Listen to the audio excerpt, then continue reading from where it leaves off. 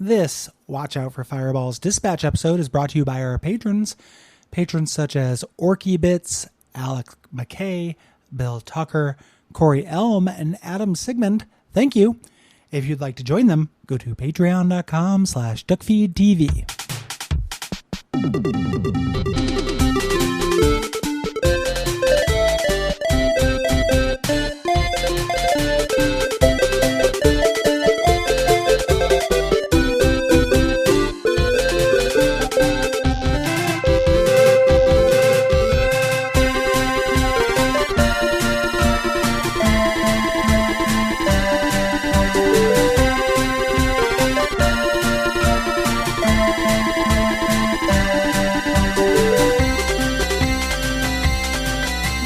My name is Gary Butterfield. My name is Cole Ross. And you're listening to Watch Out for Fireballs Dispatch, the monthly show. We answer your questions, discuss your topics, read your responses. Yeah, usual end of month stuff. A thing I realized when we're talking about the responses to the games we covered in, what month is this? July. All of them begin with C. Oh. Unintentional. You've stumbled onto my ARG. Altered reality, Gary. And you got COVID. Yeah, I've been augmented. I didn't ask for this. Yeah. It is currently 3:11 after the band, and you did crash your Scion TC at 100 miles per hour. Mm-hmm. Yeah. And I checked into room 216. Yes. Conspiracies abound. Yeah, we're looking forward to answering your questions. It feels good to be. I'm still on my being high at being back at work. Yeah. By which I mean deciding to go into work high. I've been microdosing cocaine. That's real concerning, Gary. You can talk to me if you want to. Never done cocaine. Anyone looks at me and be like, that guy's never done cocaine. Accurately so. That guy's heart couldn't handle cocaine. Yeah, no, I tried to play real big in the Ready or Not episode, saying like, oh, that person does cocaine like a rich person. I've got no idea how people do cocaine. Just seems real Why didn't wasteful. I call you on that? Yeah. Tell us more about the comparative cocaine habits. It just seems like she puts her whole face into it, and just kind of, a lot of it doesn't get up her nose. It seems wasteful. That's a very expensive cocaine. It's like you have later snacks. You like lick your lip. Yeah, calling a mustache a soup saver. Yeah, a little flavor saver for cocaine. Yeah. Related to you feeling good about coming back in, I'd like to thank folks, not just for being understanding about you being sick, but also like this has been a rough month. This is the episode where we talk about things that are happening in the and happen generally sum up the month. It's been rough, and people have been very patient with the disruptions that have come along. I don't know that I even saw one person, like I don't read the exit surveys, so it's hard to say, but like nobody said this is unforgivable. You guys need to, well, that one guy did, but yeah, that's different. It's so weird. There's like, we'll say something like about a video game that somebody disagrees with, and somebody will be like, you are the worst fucking frauds that have ever existed. I hope you die. And then we could, like something, and I understand this is, we should be let off the hook for having a rough month. Like, I think that's the way the world should be. I think that people are being awesome with that. But I'm kind of surprised that there isn't more like consumer rights. And way more like, I can't believe you. Where do you get off, dumb motherfuckers? Everyone has been awesome, and it's really heartening. Mm-hmm. So I just really, really, appreciate it. Yeah. Everybody. I will admit, the small man inside me was happy that your internet fucked up. So there's a tiny piece of July's fuckaroos that wasn't on me. I know, right? And it wasn't on you, but it wasn't on me. So it's nice. it's on all of us. Yeah. So I just wanted to take a moment here and say thank you, not just for people who wished Gary well, who wished Gary a swift recovery, but also just for the general understanding all around. It's awesome. Yeah, job rules. I want to say that everyone should stay tuned to the end of this episode, because of course we'll be doing our highlight, which we always do. We will also be announcing the next month's games, September's games, and announcing what is replacing Orb on the schedule. Yeah. Orb, our show about the Venture Brothers, coming to a close. It'll be there for you if you want to listen to it in posterity. I think it's pretty evergreen. But, when that goes away, we've got to fill that time with something else. And we're real excited about it. That's one we wanted to do for a while. So, Koi Boys. If we said we were replacing it with nothing, it would be very funny. Like if we did all this announcement, they're like, "Yeah, we're taking days off, man." No. We've got another thing. It's gonna be really exciting. Nathan, for you, GIF. I hope you're hungry for nothing. Yeah. I'll get us started here with Q's and A's here with Greg. Gregory says, I'm 46 now. And as I get older, I'm finding true the same thing about gaming my parents said about rock and roll music in the 60s when they were teens. Popular media tends to be made for the teens and 20s market. Everywhere I go, Twitch, YouTube, Discord, gaming conversations and videos are dominated by young people with very different viewpoints, ideas, and thoughts than me. There is, of course, media out there made by and geared towards older people, but with each year, it feels like I'm drifting more out of touch with the hobby of gaming. I still love gaming, but I wonder if gaming, like other forms of media, will always be dominated by young people with retro gaming just for old farts. Have you guys noticed this yourself, and have you felt that way as you get older? And overall, what do you think about this issue? So you're more advanced in years than I am, so I'm going to give you primacy on this. And that is not like a subtle dig. It's just a 35-year-old commenting on whether or not they feel old is a little, I don't know, feels kind of goofy. I'm not that old, and neither is Greg. Mm-hmm. This is, I don't know. This could just be, thankful to be alive, Gary, 2022 Gary, but I can't, for me, just personally, and there's no judgment on Greg having feelings about this. I can't have feelings about this. I'm fine with it. Mm-hmm. I just, I know this is a stock answer, but it's a source of great comfort in my life. The pie is so big that there's a piece I want no matter what. Yeah. So like a good example of that would be like YouTube. I don't really watch Twitch, but I watch YouTube's, and like a lot of it is, this VTuber is doing Minecraft stunts, while doing the hot chip challenge and planking, and then icing a bro. Hey, dude, all of your examples are from 12 years ago. No, I know. I was doing it on purpose, but I can watch that, but it's not hard for me to find something that feels age agnostic. Mm-hmm. Or something that does come from like a perspective that doesn't feel razzle dazzle and kiddie. Yeah. The same people, the people who are our age, Greg, like also are making stuff. Mm-hmm. I don't think that Duckfeed stuff is too razzle dazzle and kiddie. Yeah. We're old men. We exist. That's a component of my answer, which is because our community by and large seems to rest kind of right in between us in age. Maybe that's changed as we've gotten older, but like generally, like, I don't know, it's been a while since we surveyed, but probably median age of a listener is 30, Yeah. Like out of like being aged out of somebody who would be impressed by fog machines and RGB lights. Yes. Let's say that, when you surround yourself with like-minded people who are kind of your peers, part of your cohort in some way or another, the stuff that will, appeal to them starts surfacing, and then you find it, and it kind of doesn't matter what's happening in the mainstream, right? Yeah.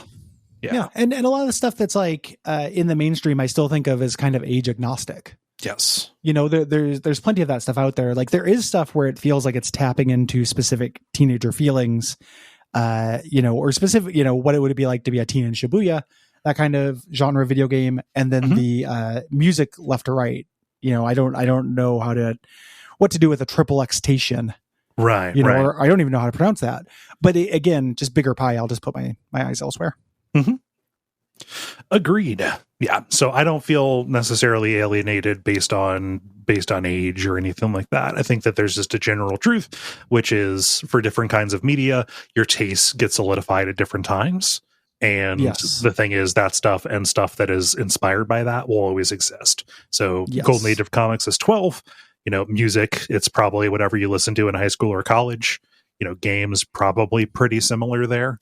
There's lineages as well, right? Yeah. So like I haven't watched it yet, but I'm really excited to watch Jackass Forever, for example, which is about a bunch of cool kids who grew up watching that being stewarded into the next generation. You know, like it's not like stuff will necessarily go away. The Thunder Gun episode, the Next Generation Thunder Gun, where he passes the torch and Always Sunny, I think is really formative for this stuff. Yeah. Like, you know, there's going to be a version of it. And that whole thing was about how that version sucked, but that's because the gang are fucking awful people. Right. You know? Abe writes, where do you find playable versions of old games that you cover for the show? As an old man who doesn't trust anything he reads on the internet, sites like My Abandonware that offer old games for free seem too good to be true. Do you have any specific sites or emulators that you find to be safe and reliable? I don't have a good answer for this. I Google each time. I don't really have things I go back to because it feels like they change fairly often. Like things get taken down and put up. So I just Google each time. Yeah. That's how I do it. Yeah. For me, my first resort every time is Vim's Lair, vim.net. I have no idea how it has stayed online as long as it has. I mean, literal decades. You can tell by looking at the site design that this is like a page that was made in 2002 and it still works and has even like newer stuff. There's, you know, GameCube, there's Wii, there's WiiWare things on there. So, and if it's not there, then I Google. As far as emulators go, on Mac, I love OpenEmu or OpenEmu, something like that. Which is like just an all-in-one player, has all the cores inside of it, has a nice little library browser. And on Windows, generally, I use RetroArch. Is what I tend to use. Kind of a similar deal. Its interface is a little bit of a nightmare. It's kind of designed to be a little bit like like the PlayStation 3 cross media bar or whatever, which is I hate how at RetroArch fucking atrocious. I would much rather open a new thing for each system than deal with RetroArch. Yeah. But like PCSX2 or PS2CX or whatever is generally good. PCSX for PlayStation emulation, just stuff like that. You can find a list of emulators and descriptions on Vim's Lair. And just Googling best one 2022 generally will steer you right. You know, not to abdicate the question, but that's all I do. You know? And sites like My Abandonware, I forget. My Abandonware is a good one, but lots of stuff that they have on there is just on the Internet Archive. And as long as the Internet Archive continues to exist, which is in question now, thanks YA authors. But as long as that continues to exist, Internet Archive is really good for old PC stuff, not just DOS, but they have Amiga, they have ZX, C64, tons of stuff on there. And you can play in browser a lot of the time. Yes. Which is awesome for abject suffering. Where it's like, I don't necessarily want to play all of this game. I just need a taste. Yes. Doug, friend of the show, Doug, asks, "Hey gents, with Control on the horizon, I remember the game featured music from an in-universe band. I recently played through Guardians of the Galaxy, which had an album's worth of songs by fake 80s hair band Star-Lord, where the character takes his name from in that version. I was curious if you had any favorite in-game bands or songs. This would exclude things like Still Alive from Portal, since that's not technically a band within the game's world. Thoughts?" This is generally rough for me.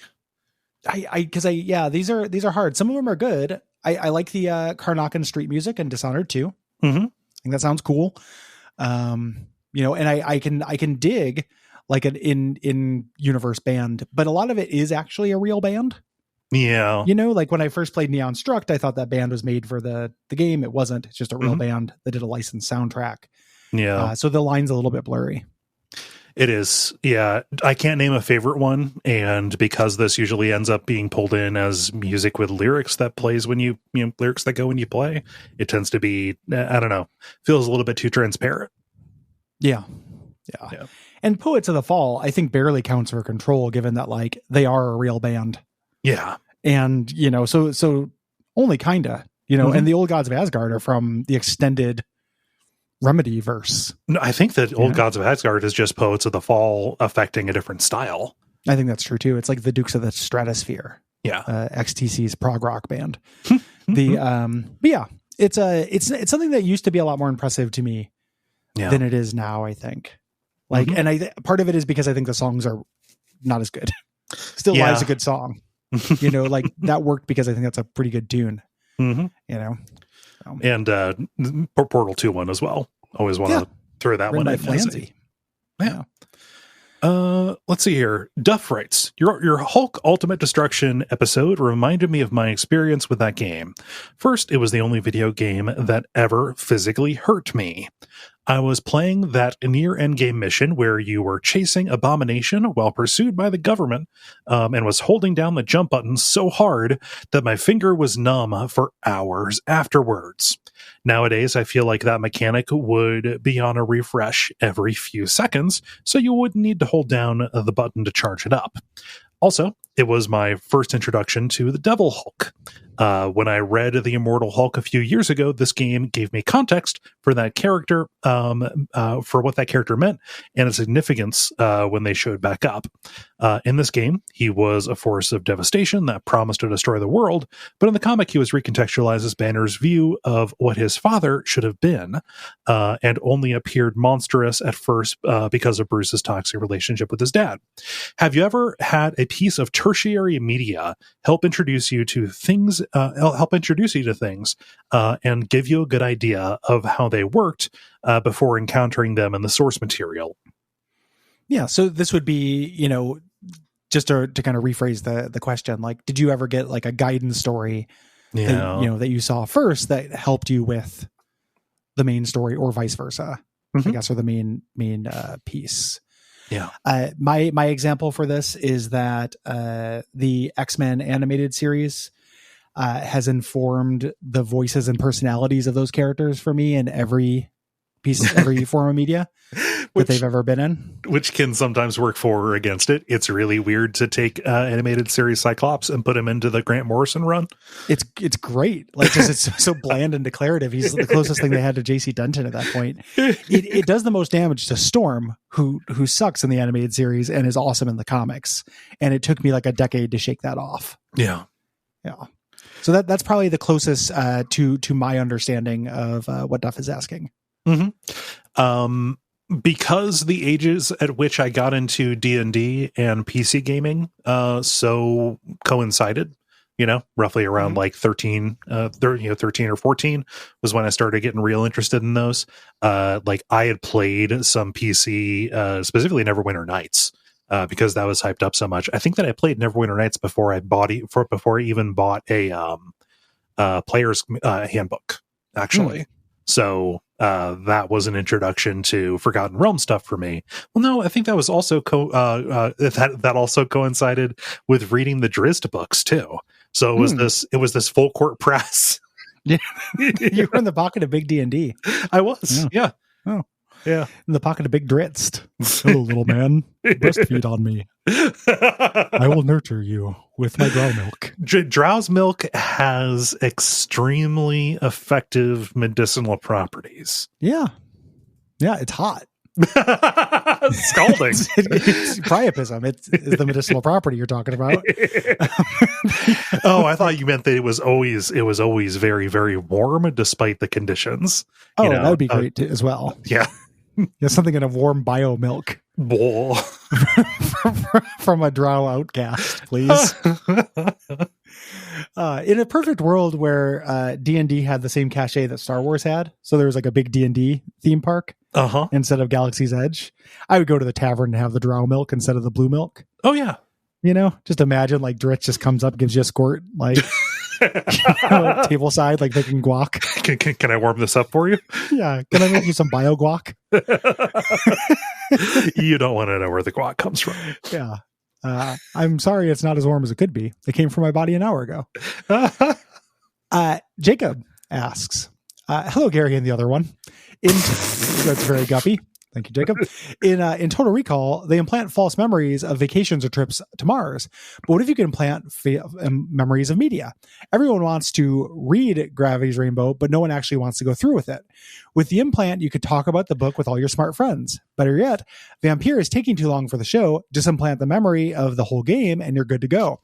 Are there other pieces of media that you would like to be recalled? I think about this all the time. Uh-huh. This is a in my stock answer of like before bed, I'm generally thinking about superheroes and superpowers. And I do the little like, what superpower would you have? Experiment with myself, just idly thinking. And one of them I was thinking about was absorbing a book's content by touching it and then running through a library with my arms out and then just be like, bam, I know everything about gardening. Yeah. You know, everything. This has tons of appeal to me. I understand that it's like there'd be a million Charlie Kaufman movies about how this is the wrong way to be. You know, but I think it sounds awesome. Yeah. I would love to do it for games, movies. I'd love to have the ability to be very choosy about the things I decide to experience in real time. And then the things I only kind of like, I could just suck up.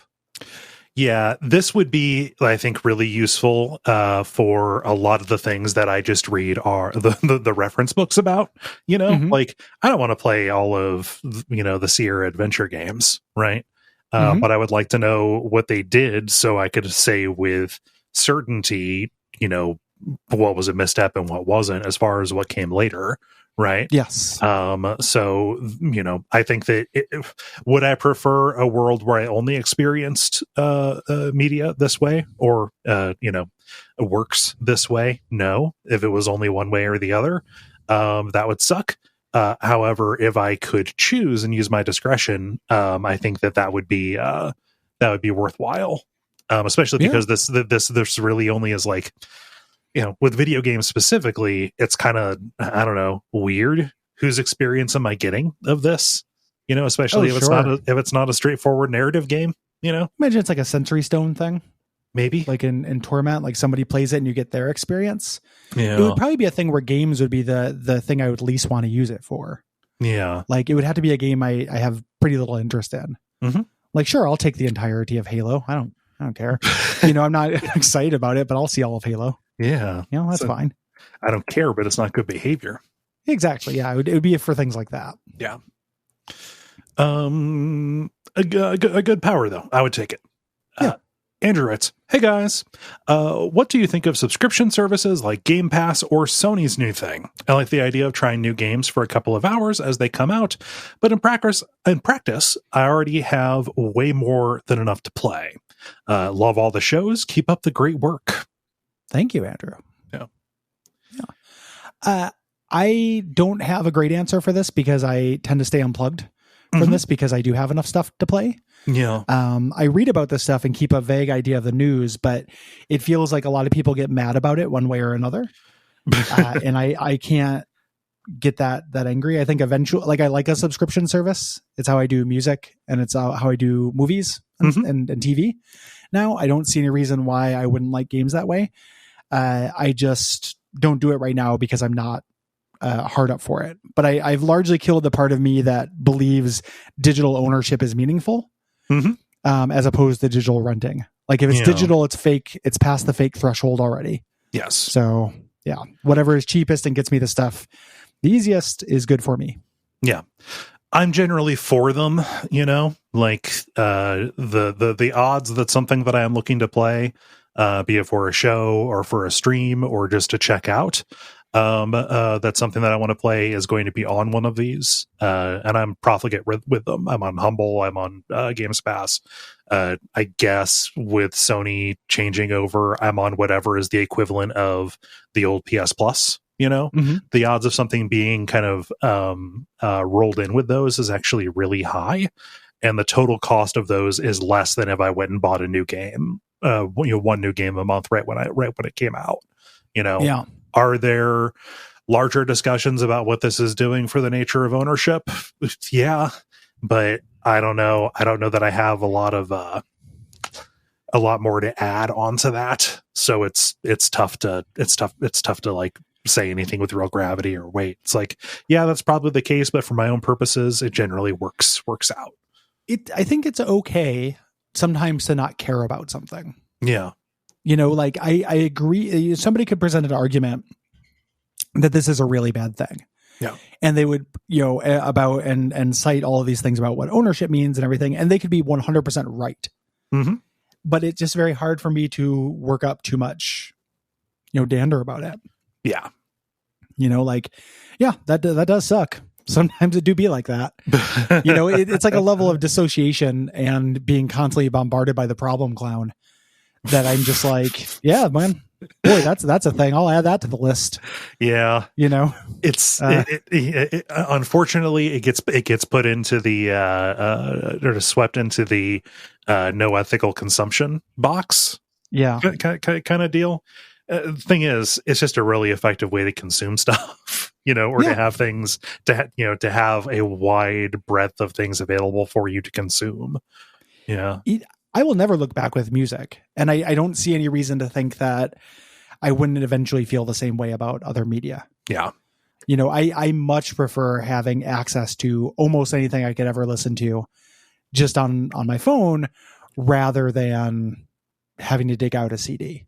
Mm-hmm. I just, the part of me that romanticized that just kind of died. And I can still, cosplay as that by getting out the records.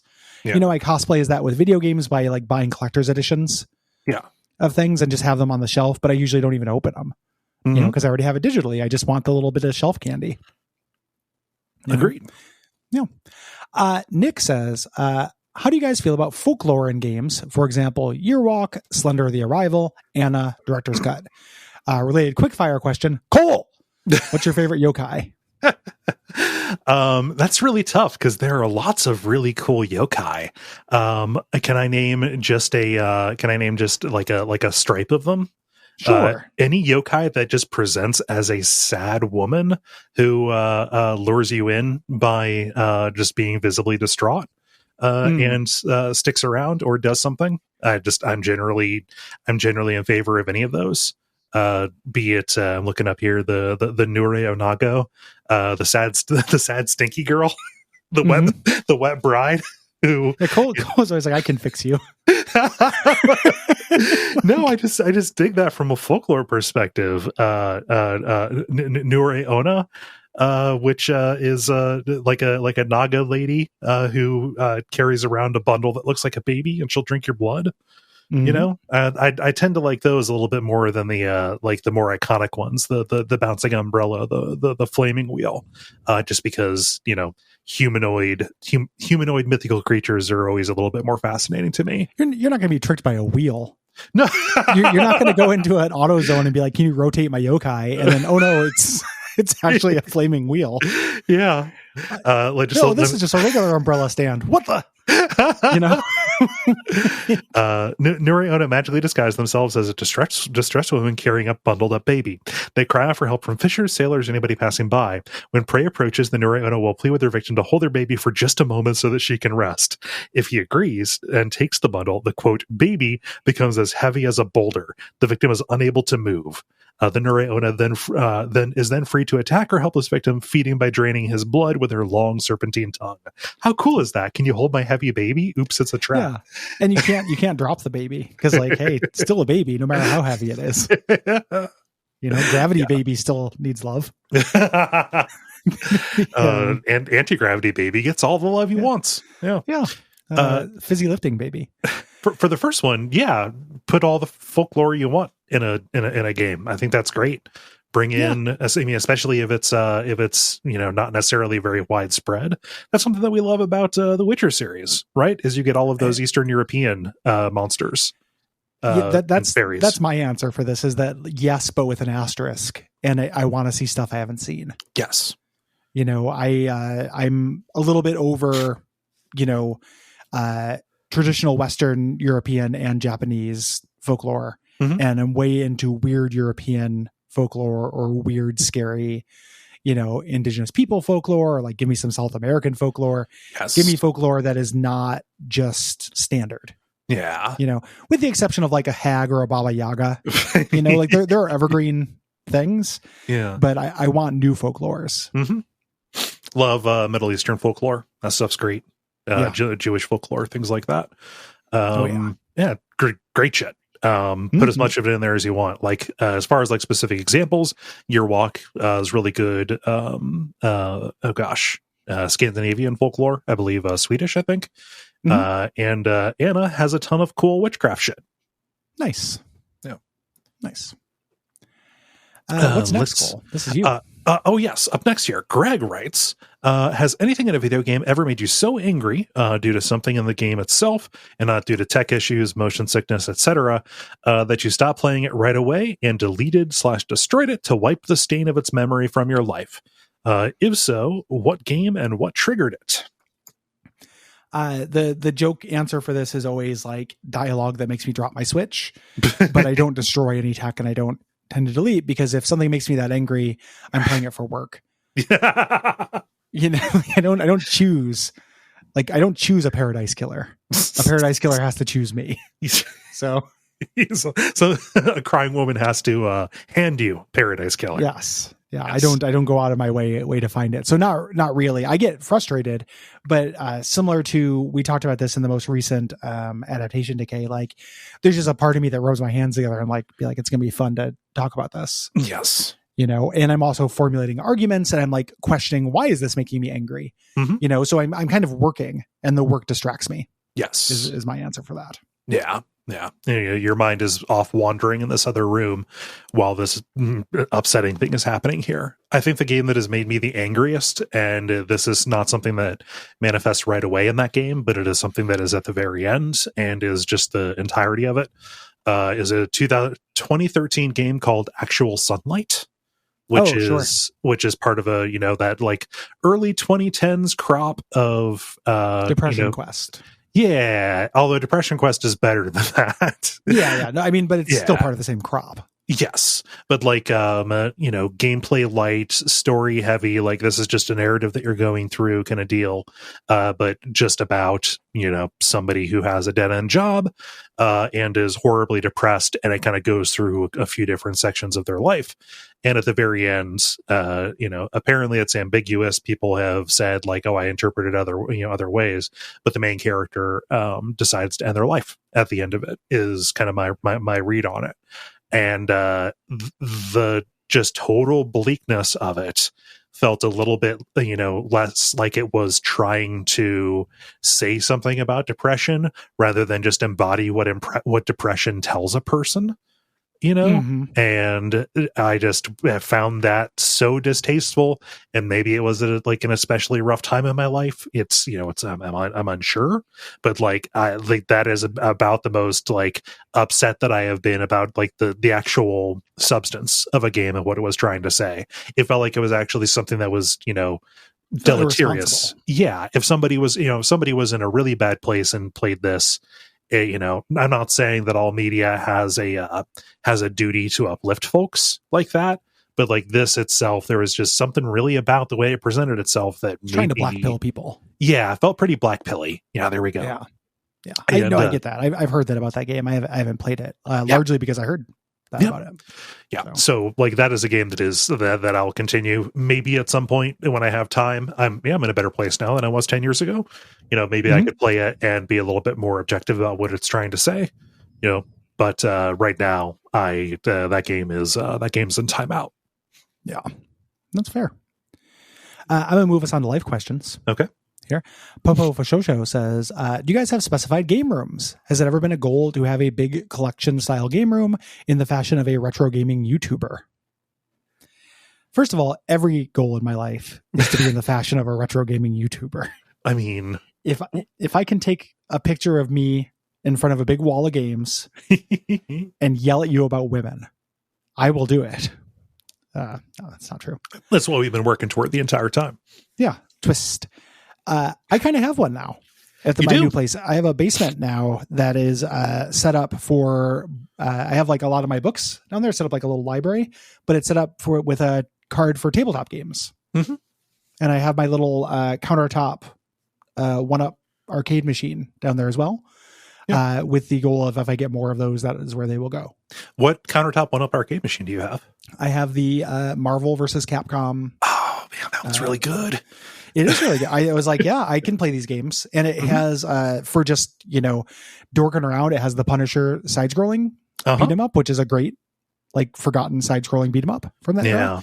And then just that's just for a little treat. And then for longer, for if people are over, we can play a fighting game. Yeah. Yeah. Yeah. I've had my eye on the Mortal Kombat one. Not just, Mortal Kombat's fun, but it like the rest of the stuff on it's great, but I can't handle having an Mortal Kombat machine. That's the thing. Like the iconography kills me. But it's the best collection of games that they have. Yeah. And those things. Yeah. Yeah. No, I'm envious of your library basement. That's neat. I wish I had a basement, but I don't. I'm living that slab life. Is what I'm on. I don't have a specified game room. I've got the two offices, the blue room for doing podcast work, and then the red one is where my PC is. I stream from there, but that's also like a workout room. I've got my rowing machine and my stationary bike tucked out of the way of the camera, kind of deal. I've got my living room, has a big wall of shelves. Like I've got a bunch of bookshelves there, but it's not all games. That's, my, some of it's games, but a lot of it, most of it is books, reference books, tabletop books, and lots and lots of keepsakes. Things viewers have sent, things from my childhood, because I never throw anything away. Just like one whole wall of the biggest room in my house is this gigantic, just media and sentimental stuff kind of thing. And I love that. But nothing is dedicated for games. It's all kind of integrated. Yeah. I would love to have I love separation of spaces. Yes. And if I had my druthers, I would have this entire duplex to myself. And then have several themed rooms in the other duplex. Yeah. I understand there's a questionable morality to taking a living space and turning it into my playground. This is just for fun fantasy. Yeah. So yeah. Nobody gets their druthers. Every time somebody says if I had my druthers, they're saying something that would take the druthers away from somebody else. So it's good that nobody actually gets their druthers. It is there are zero-sum druthers. Yes. Oh, man. Got another one here. Ryan writes, I know you guys talk about the behind-the-scenes aspect of podcasting life from time to time, and with Gary's recent health issue, I was curious, how do you do health insurance? Via Duckfeed, or just get those sweet bronze plans with your take-home? Then it ends in a parenthetical. Please tell me you have health insurance. We do. I do. Gary, you have health insurance? I do. I'm a proud card-carrying member of the Kaiser Permanente Silver plan. Ooh. I decided to upgrade from the bronze because I have prescriptions that I have every month, and it's cheaper than the bronze would be. Because it pays for more of the prescriptions. Right. I also have a silver plan, but it's hilarious because it is just as effectively useless as the bronze plan. What we get to call silver is pretty wild to me. This is silver plated. It's getting devalued because eventually it's going to be like the silver is the bottom tier, and then it's gonna be like platinum, and then like electrum, amber, unobtainium plan. Like it's just going to keep moving up. Yeah. Until the gold plan is the worst one. Yeah. But we just buy stuff on the marketplace with our take home. I just this is a weird question to answer, but it's also like we get a lot of money from folks. They deserve to know that some of what we're doing. Yeah, it was a big impetus behind us asking for more money. Yes, when we did the thing was like, hey, I don't know, like we had a conversation. I was like, I don't know about you, but you're spending like $600 a month on health insurance, right? And it's like, yeah, and it's just like shit, man. Like it was the 1-2 punch of that, and then spending like 110 hours on Baldur's Gate 2 in a month, and just being like, you know what, like I'm earning it. Yeah. But yeah, I had recently lost my job too. Yeah.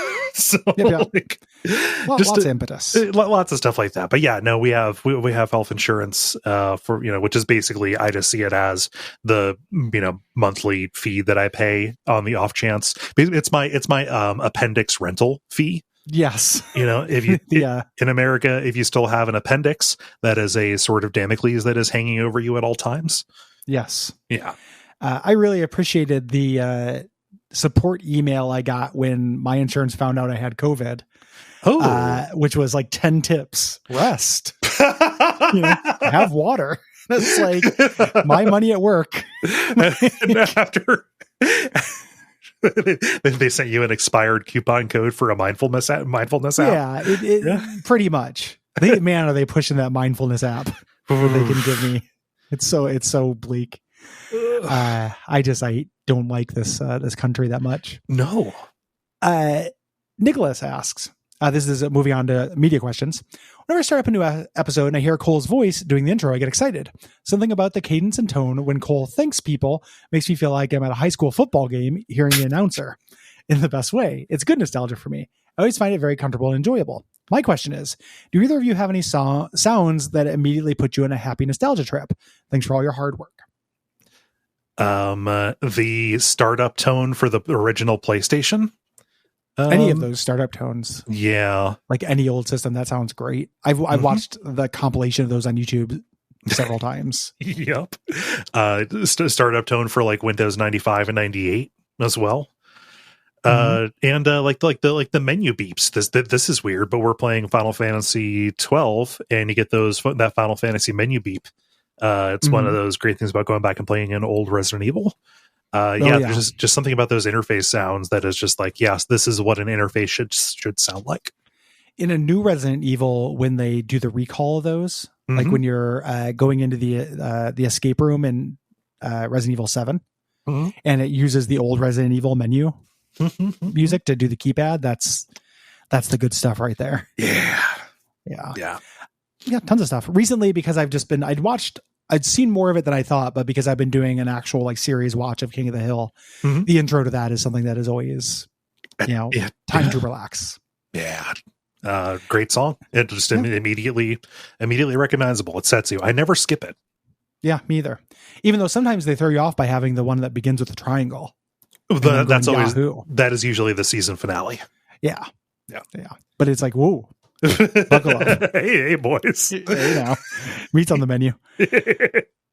And also, thank you for the compliment about my presentation, the voice. Yeah. Sam writes, if you could name one movie to make a video game adaptation of, what movie would that be and why? This is hard. Not a lot of movies I watch would be good fits. I would play a half stealth, half management sim that was Parasite. Ooh. Like you had to live in the house and put on the cover story, kind of like half Hitman. And then, maybe there's a chapter where you play the basement guy. Oh yeah. Yeah. Getting them food and stuff. Like kind of like Pathologic, where it's like the dad, the son, and then the maid. There's different paths. Yeah. Different routes. Yeah. No, that'd be good. I'm trying to think of like any games that would be good fits for, I don't know. Cause there's stuff that would be like, just make a Telltale game of this, but that feels like a lazy answer. Yeah. Kind of deal. I don't know that I have a good answer for this. Not off the top of my head. Yeah, it's okay. No worries.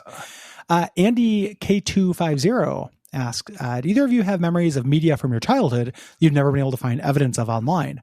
Alternatively, do either of you have any good stories about things you were only able to prove really existed after either considerable amount of time searching or sheer luck re-encountering them? My answer for the first one, this is because I can't remember it, so it's not going to be satisfying. There was a game I played on my old hand-me-down 486 computer that Derek gave me. That was a tactics game with destructible walls. I have no memory about anything else. It's not XCOM. So I don't know what it was. It was just really cool to me as a kid. That was my first experience with something that was kind of immersive simmy, actually. Yeah. Being able to be like, I want to get to here. Can I just blow up the wall and make a straight path? Oh shit. And that probably was very formative to me. As a kid in my game tastes. The notable time when the game said yes to you very early on. Yeah. On like a 486 computer, like CGA graphics. Yeah. So absolutely old. Yeah. For me, my perennial example of this was having rented a game. It was an NES platformer where you were collecting a bunch of colored keys to get out of a stage.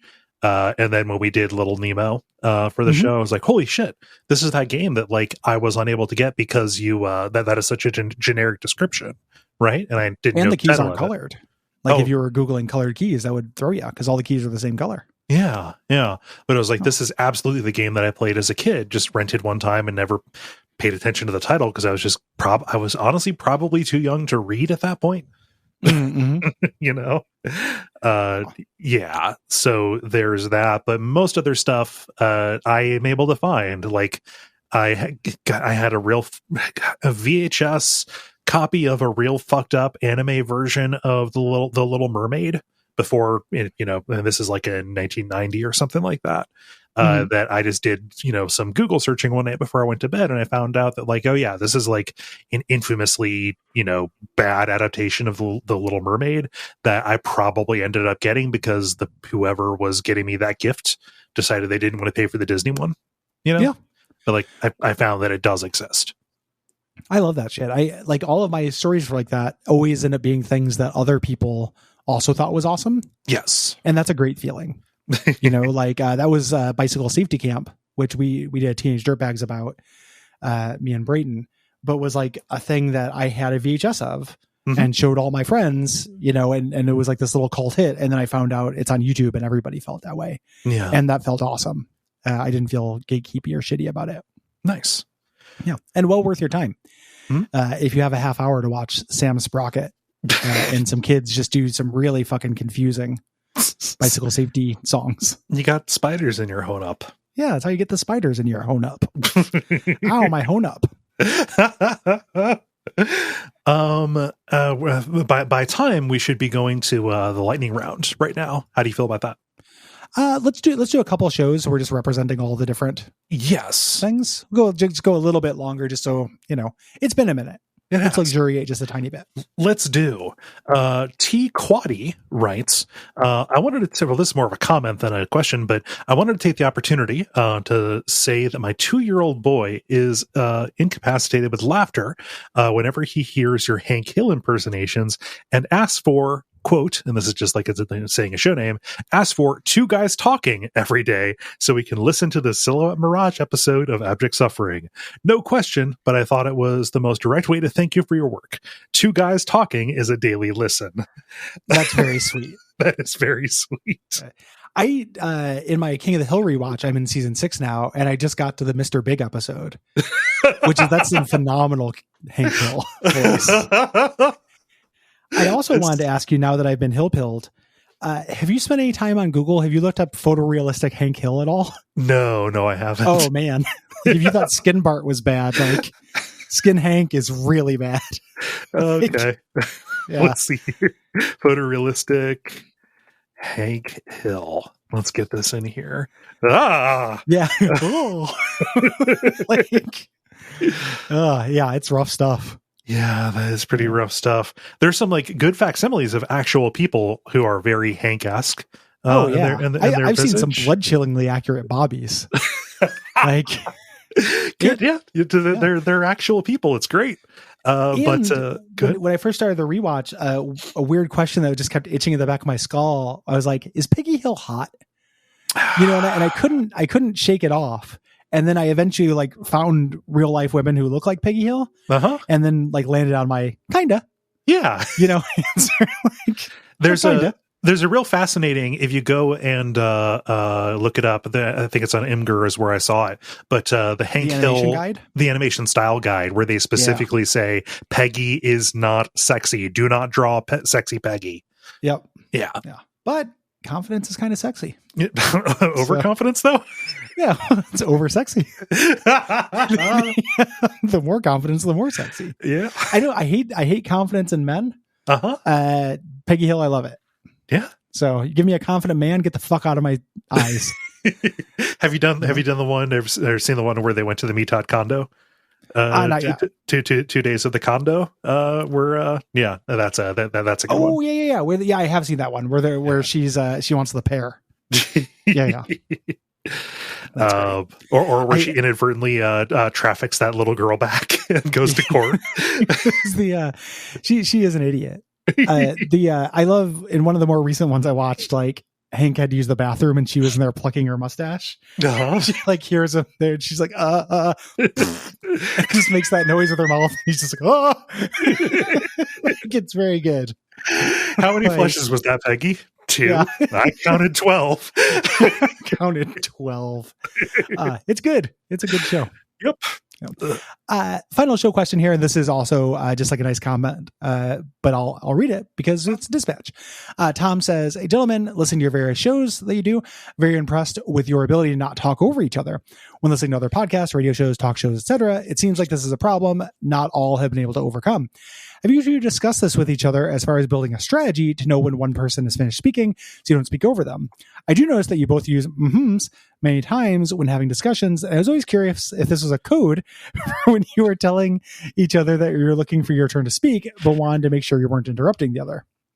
That's giving us a lot of credit for pre-planning our vocal tics. We just found our rhythm and know each other, I think. And as illustrated earlier, sometimes it falls apart, like where I think Gary has something else to say, but he's waiting for me to move on to the next question. The mm-hms and yeps while somebody else is talking, that's just active listening. That's just letting the person know, like, yeah, I'm still here, and like, oh yeah, I agree with that without cutting in. But like the overtalk and stuff, we still do it, but I think that we just know each other's cadences really well, and just have gotten so used to it. We also cut them out. Yes. When it happens and it's bad, we edit them out. Yeah. So it doesn't happen that often, but and some people hear that active listening and it makes them see fucking red. Yes. They cannot handle it. And I'm intending to win this staring contest with them. So. Yeah. If we were in person, those uh-hs and yups would probably be replaced with nodding.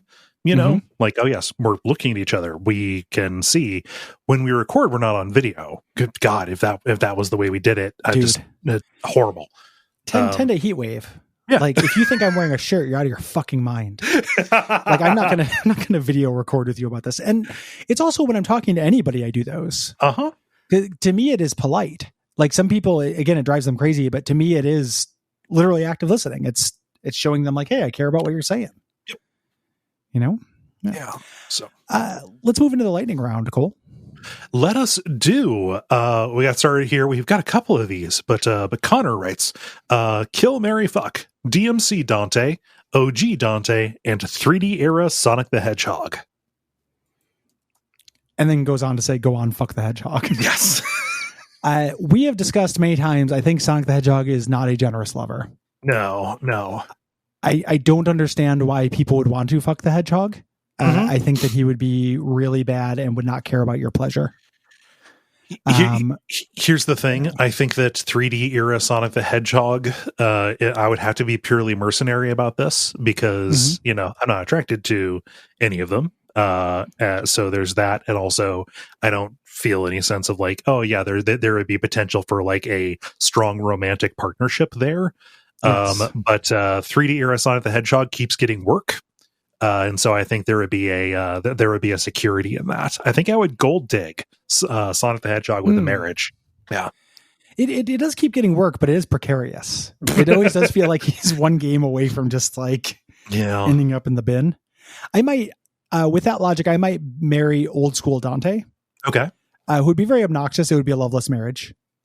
But does work. Yes. So security. I might fuck DMC Dante, which would also be a loveless fuck. Yes. It would be annoying, but I could tell people I did. Like, it would at least make a good abject suffering. Like, hey, Cole, I got something to say.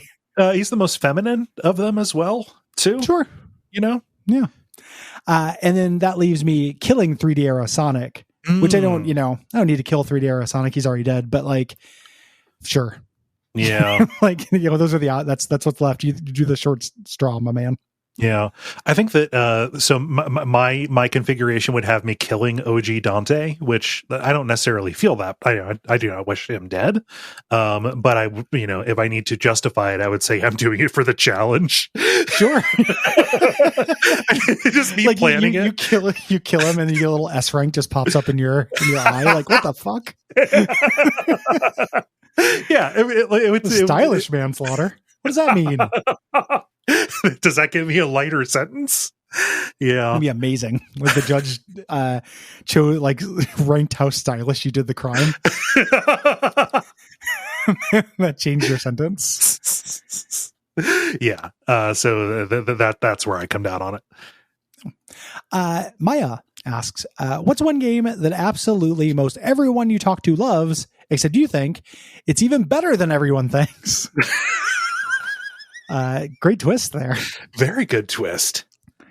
This is, by the nature of being asked about our favorite stuff, we get, we say the same things a lot. I feel like everyone loves Disco Elysium and they love it the proper amount. Mm-hmm. At any time for like a month or two, I can just go back and start doing Monster Train and be pleased as fucking punch. Yeah.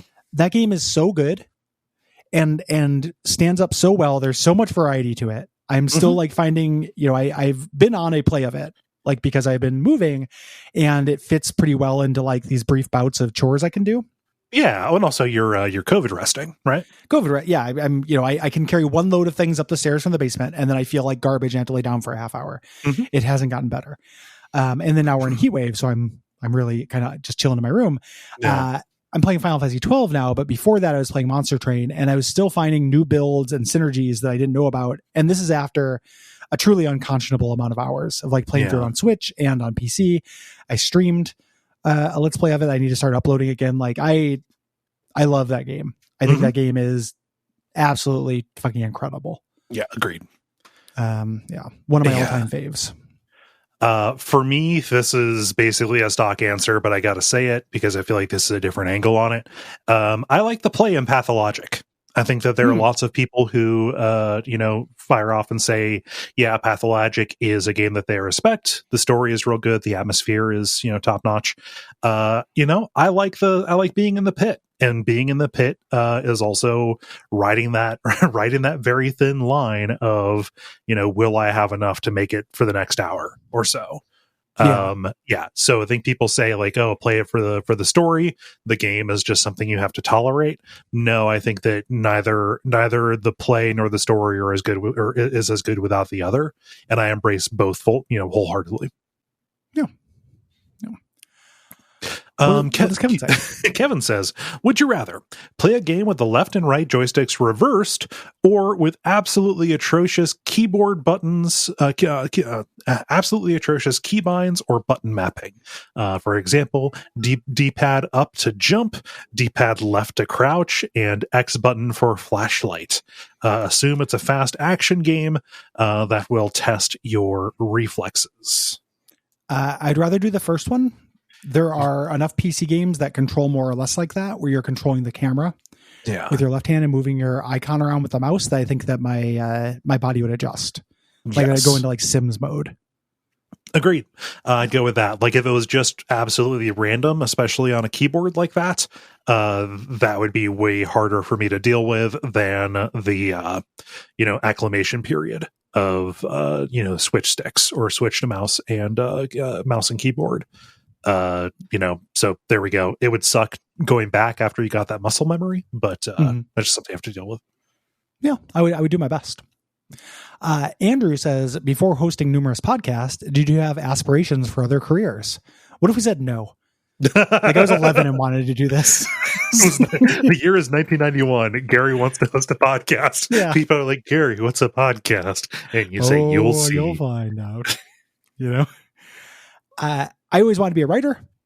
And then, that was my thing for a long time. And then I felt I would rather make music, but I always felt that was like being in the NBA or something, like a real long shot.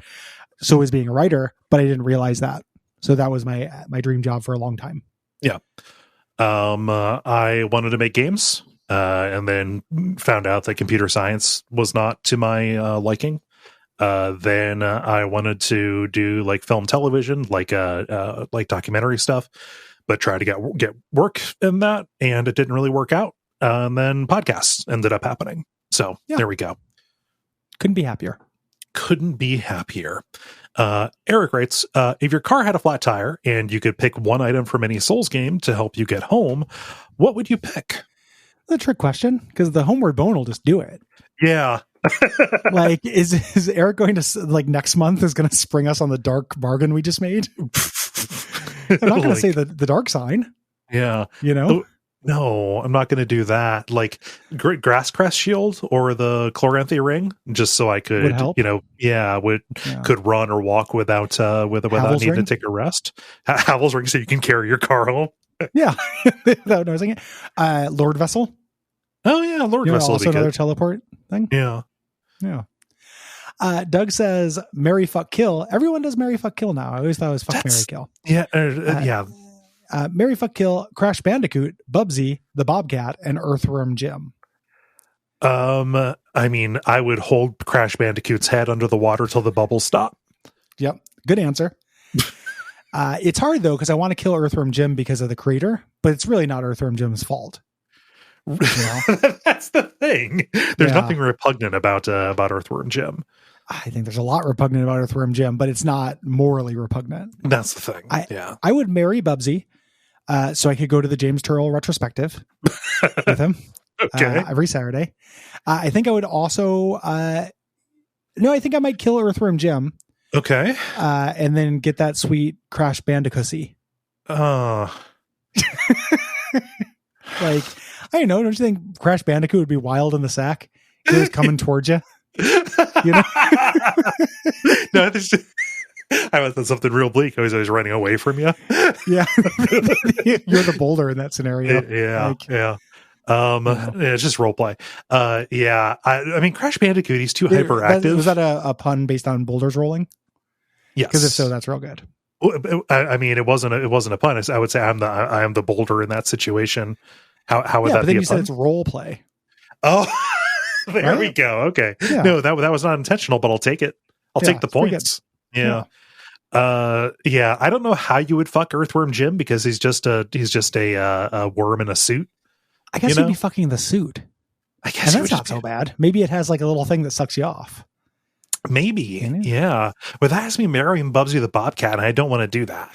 Yeah, that's rough. Well, see, that's where you and I are different, my friend. They're both quippy.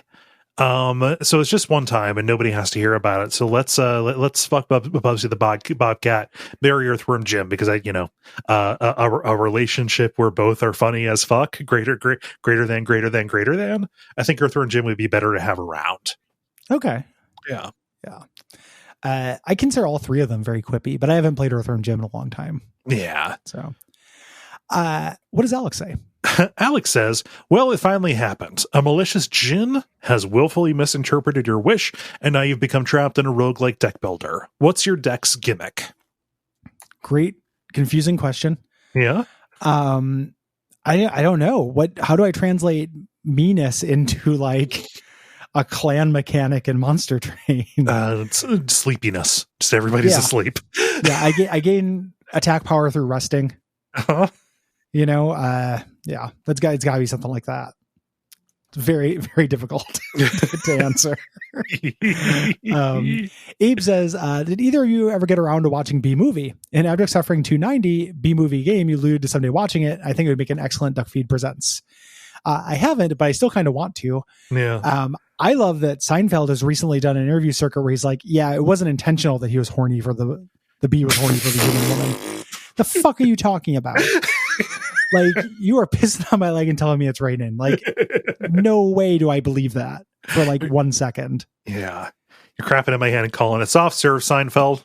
Yeah. It's, so I really, the fact that he's protesting makes me want to see it even more. So. Yeah, I would pretty much have to watch that for content. Also, how funny would it be if we did a Duckfeed Presents about it 6 years after those memes were anything? We'd have to hype it for like a year, like the wait is over. Oh, the more people who tell us they want it, the longer it will take for us to do it. That's the big announcement at the end of this episode. You spoiled it, Abe. Michael asks, are there any plans on a WAF about Outlast 2? No plans. I know you're a big fan of that game. I am. I did not like it when I played it, but it's not saying I'll never reevaluate. I'll keep it in mind. Did you play 2 or did you? I played 1. Okay. And then I poked at 2 after hearing you talk some sugar about it. Yeah. But it just did not work very well for me. There's something about the core gameplay in those games that is not good for me or good to me. Yeah. And then I had already spoiled a lot of Outlast 2 stuff for myself previous to that as well. That's part of it. Is I went into Outlast 2, so I streamed it. You can find it on the Duckfeed YouTube channel, as long as it hasn't been copyright struck or whatever. But I streamed it, and everything was like brand new for me. I didn't watch any analyses, and that is a fucking ride. If you're seeing it all in one go at the first thing, the gameplay of those doesn't bother me as much as like an Alien Isolation, instant death stealth kind of deal. Like Outlast 2, gameplay is more about running than anything. But yeah, I like Outlast 2. It's one of the scariest games I've played. Generally games have stopped really scaring me or affecting me in a lot of ways. But that is one that got under my skin in a way that few have. So I would love to do a WAF on Outlast 2, but I think that both of, that wouldn't be very fun if I came in saying, oh yeah, this is some of the best that modern horror games have to offer. And Gary was like, nah, no. We don't want to set ourselves up to fight, but if time allowed and everything, and I could, I'll keep an open mind. Yeah. I'd be happy to give it another shake, at some point. Yeah. So, Kieran says, do you ever plan on moving away from the hell world that is the United States of America? You must get tired of 50 years of bad news every day. I welcome it. It's like a morning shower. I just wake up and I'm like, oh, the Supreme Court means nothing good will ever happen again. Cool. Yep. Cool. I love it. Oh, Biden's solution to all this is more cops? That's really the thing he's doing? Yeah. He's just more cops? Weird flex, but okay. He's the Weird president. Flex, you fucking weirdo. Yes, is the answer to that. Yeah. Many times, this job means I could work anywhere. Mm-hmm. I think that I would be an attractive immigrant to them, because I'd be like, hey, I'm going to pay taxes and shit, and I'm just going to bring in money from all over the world. Right. And spend it on your stuff. Like, you want me. Mm-hmm. Right now, I got ties to Portland. I have my friends here. I have the band. Not ready, but I could imagine me and my partner doing that eventually. Yeah. No. I would like it as well, but I've got family here that I really care about, so that is something that does hold me here, to a large degree. But also, me demographically, probably not a lot that's going to happen to me as regards this. I can be a day walker in this hellscape. There are lots of people. That's true too. Yeah, there are lots of people who do not have the ability to honor the ties that I am choosing to allow to keep me here. Run, flee. Anybody who lives in Ohio right now, fucking go. I've talked a lot of sugar about living here, but everything I hear about Ohio sounds like the fucking opening scroll to The Running Man. It's the bleakest fucking state that's ever been. Over the past 2 years, it's gotten, past 6 months. There has been a real change, vibe shift. Yeah. the Ohio just doesn't pass the vibe check anymore. No, it doesn't. It used to be just benign. But fucking run. It's also a thing that I try to be conscious that just because I move, the problems won't go away. That's the thing, right? Like you said, the problems aren't going to affect us that much. We're on easy mode for life. Yeah. And that's, I recognize that and I'm thankful for it. I don't want to just not have to hear about it. Yes. I could do that now, and I've had to step back a lot. I am less plugged into that stuff than I used to be because it was bad for me. But if I were to move to another country, yes, it would be cool to have healthcare that was better and paid for and feel more faith in my government. I would still feel for all my friends and all of this news. Yeah. It would still do psychic damage to me. It's still terrible things happening in my home. Yeah. Yeah. Yeah. People I care about. So it's bad. Yep. It's bad. Eli writes, hey, Gary, if you say something on mic and Cole responds, agreed, do you ever catch yourself almost saying agreed mode? Happens to me more often than I'd like to admit. Is that something you say? Is that another? That's a guppy. It's an old guppy bit. Okay. No, I go into, I like to think this is obvious, but maybe it's not. I do some preparation for recording and I go into a very different headspace.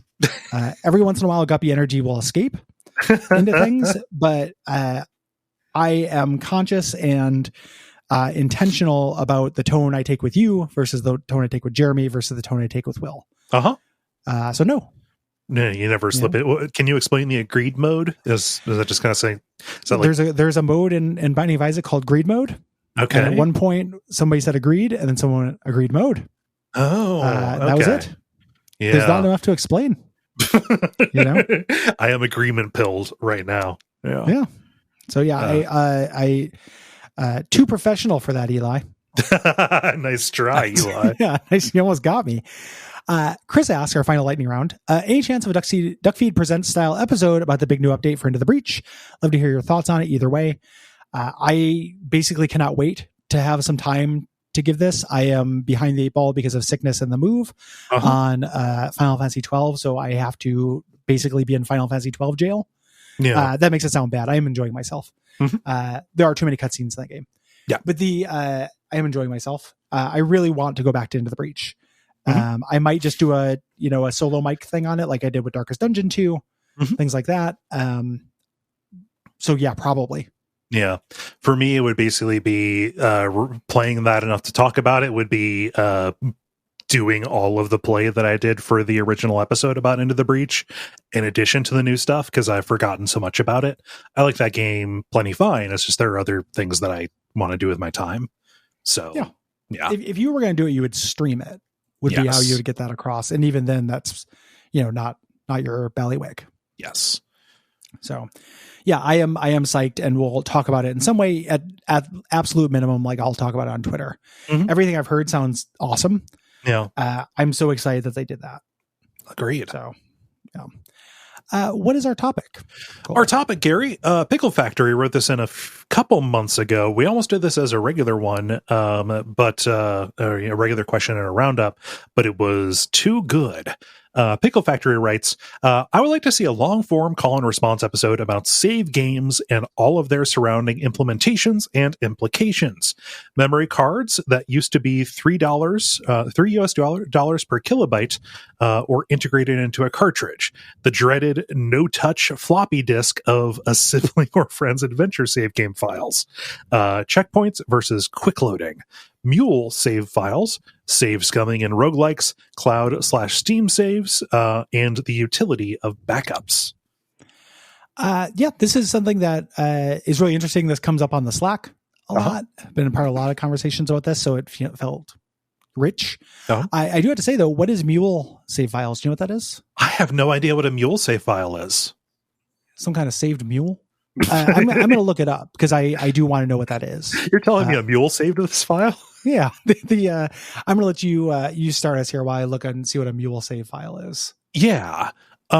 This is, it's hard to think of something that is more just part of the wallpaper that also has this much of an effect on the experience of play. Outside of times when it kind of spikes up and becomes part of a discourse. Specifically, I remember, this is 10 years ago now, but around the time that BioShock Infinite came out and people were like, oh my God, this is checkpoint saves. You can't save anywhere. That is a huge deal. Occasionally that will pop up. You see this around like Elden Ring, Dark Souls kind of stuff because of its perpetual autosave kind of deal. But generally, I think that it is just kind of accepted as part of the march of progress.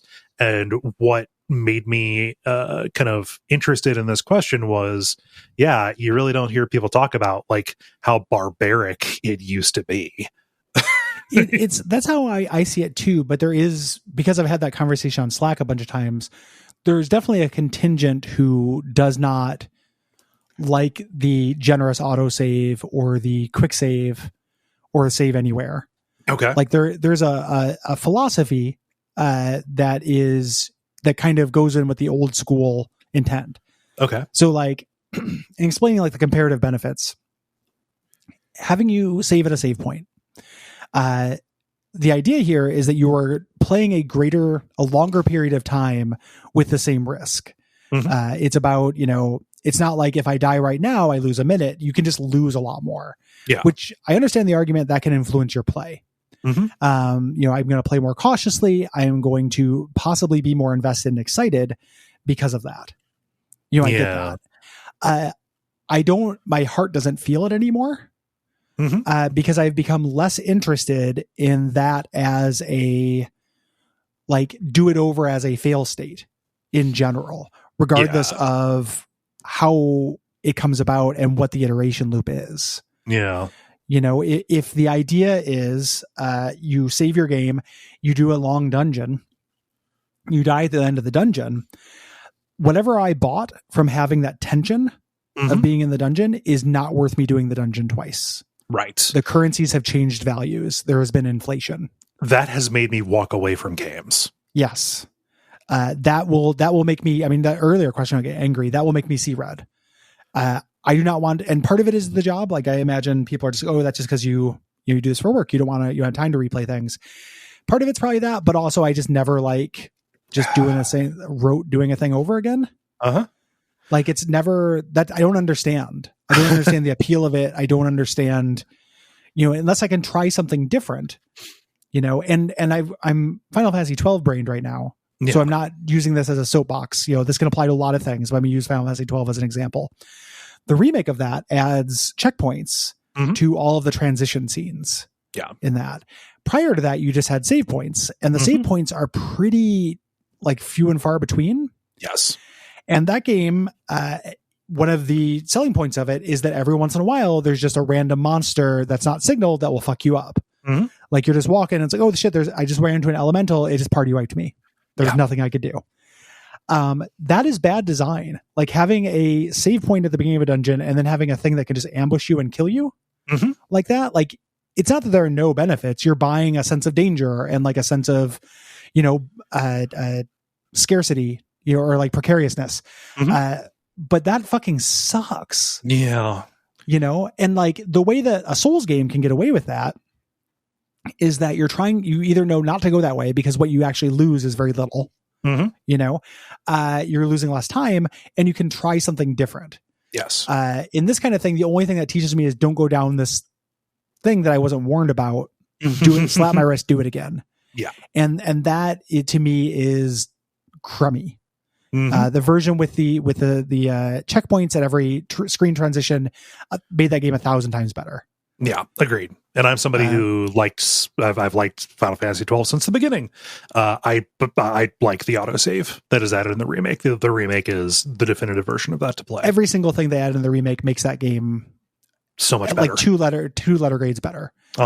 They're all, when you said barbarism, like, that is what it feels like a little bit. It is an outmoded design thing that is like, you buy something with it, you can gain a feeling from it, but it just feels like it is a outdated like nutrient to get. Like, you can get those same things in other more elegant ways that are less ham-handed and punitive. Yeah. Like, I don't know. Just making a game that is exciting solely, in large part because of the way that it handles saves. It feels a little bit like, making a book exciting because the chapters are longer. And if you misread something, you have to go back to the beginning of the chapter.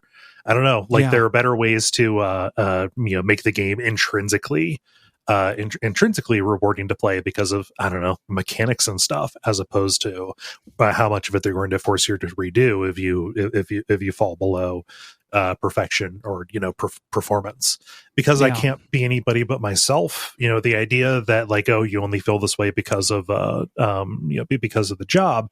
When I said earlier, like, oh, that's something that'll make you give up a game, I'm speaking specifically of when I tried to play the Final Fantasy 3 remake on the DS. Dude, awful. With no, very, very long dungeons with no end dungeon saves. Right. And there's a bunch of stuff. That game is way too slow on the DS version. Not a great game by any stretch. But the thing that made me put it down, that made me lose all patience with it, was losing the progress and being kicked back to the last town that I was in after a very lengthy trek into a dungeon just to be devoured because of the way the job system is handled and because I didn't know how to navigate it. Yeah. That man, I don't like that game. That remake either version of it. Yeah. And then that remake came out in like 2009, 2010, something like that, before I was doing this. Me too. Yeah. It's like, oh my God, it's one of the ones we never got. Yep. So excited, and it feels hateful to me. It activates. So again, there's like a truth in the middle thing. I think that people who are critical of my like critical acumen think that I am very impatient, and I do not like having to have my time wasted. And that's true. That has always been true. But also, like, there's truth and there's merit to that complaint. It's not like I am constantly jumping at shadows about having my time wasted. I might be more sensitive about it than some people. Yeah. But also, come the fuck on. Like, there's got to be a limit of how much you want to just have your wrist slapped and, hey, do it again. I feel like we line up pretty well on what makes us impatient versus not. Obviously there are some differences, but like we're in the same zip code, if not the same neighborhood, right? Yeah. Anybody who watched my streams, if you try and come at me and say I am impatient, no, fucker. Yeah. No, I am not an impatient man. It's part of the reason why I don't do those. Like, I don't stream or YouTube a game where I'm going to get stuck on a part and just have to do it over and over again. Yeah. Because I don't want to be on display during those moments. It's a really bad place to be. It's not fun. Yeah, it's not fun, and I won't be fun during that. It makes me and everyone who's interfacing with me less happy and worse to be there. It's just harm. And it's the biggest difference for you and I in that is with roguelikes versus like strategy games, right? So like the reason why a roguelike doesn't activate that wasting time feeling for me is that I can try something different. Yes. In the good ones, and the reason why sometimes a long form strategy game, or like earlier when you're talking about the pathologic play, will activate that in me because I can fail after a long time commitment. Yeah. Like, yes, I can try a new game of Frostpunk, and I like Frostpunk a lot. Like, this is not me talking shit about Frostpunk at all, but I can die on the final thing in Frostpunk, and I'm more likely to be like, that's my story. Yeah. Than to be like, time to start over again and do those 5 or 6 hours again. Right.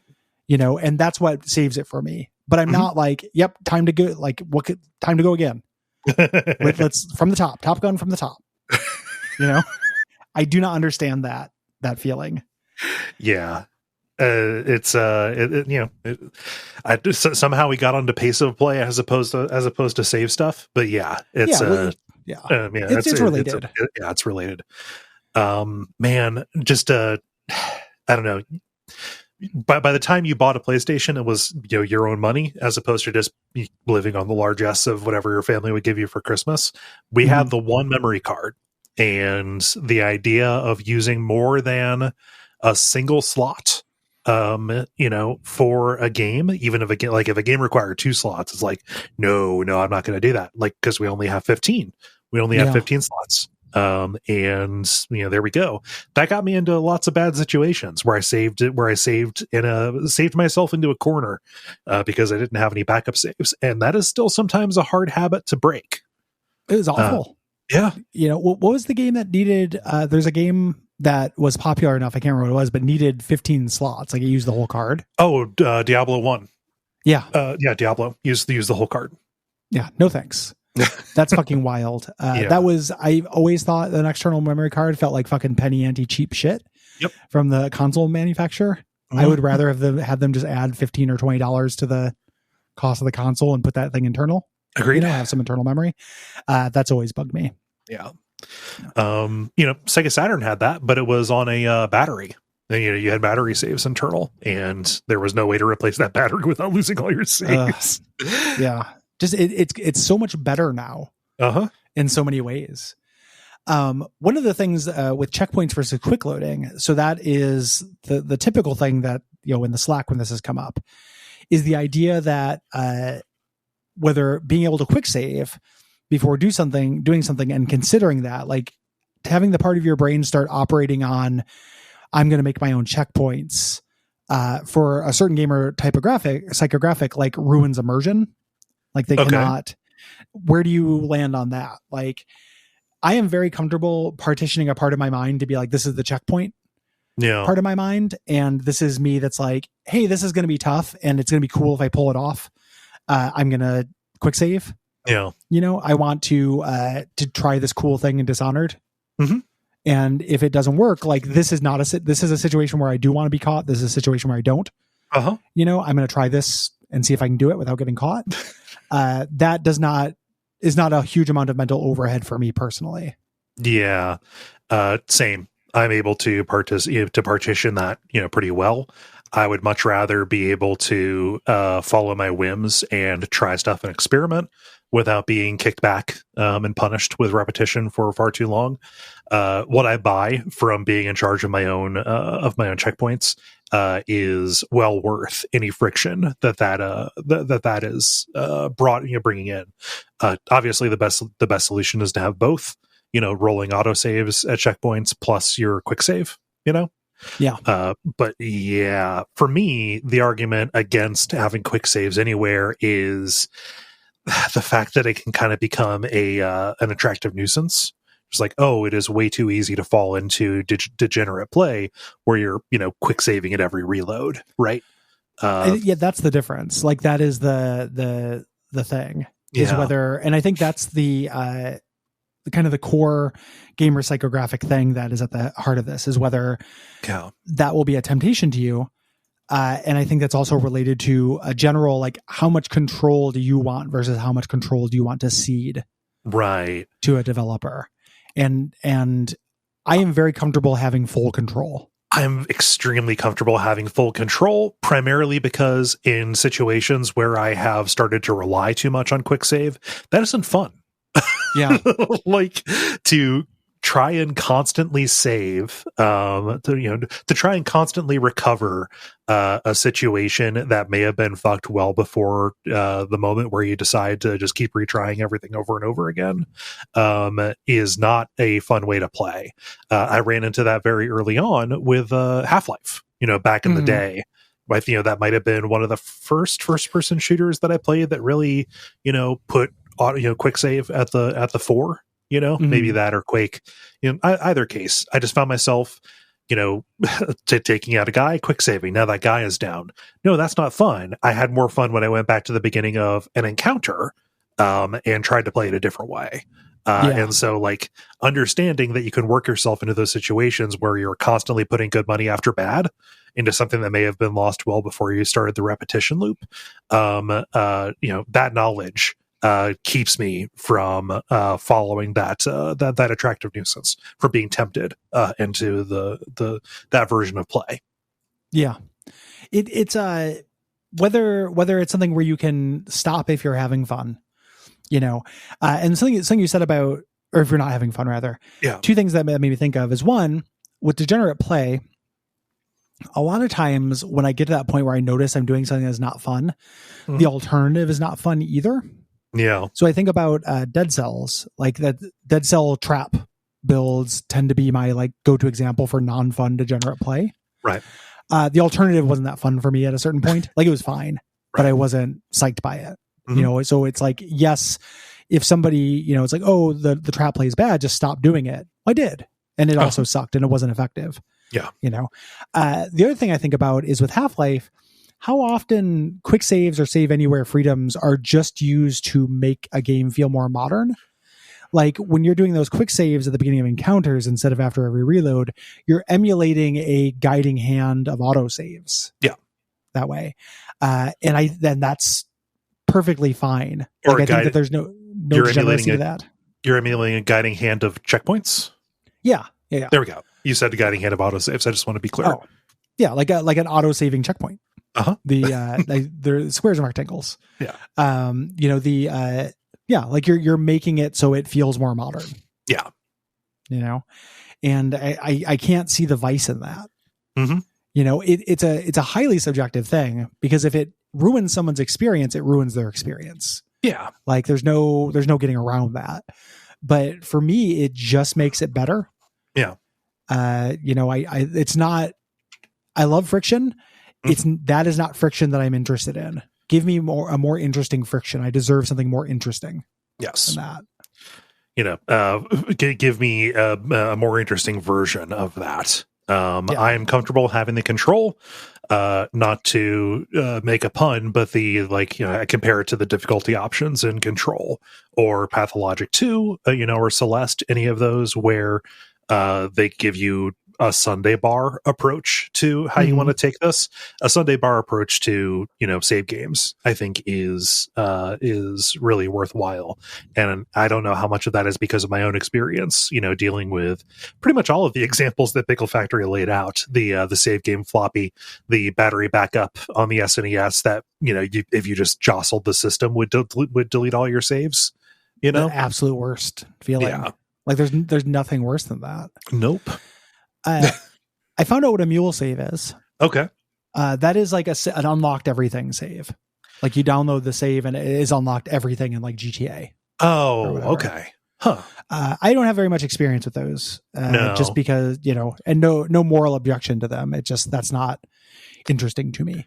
The closest thing to that we have commented about is the special versions of the NES games on the Switch Online.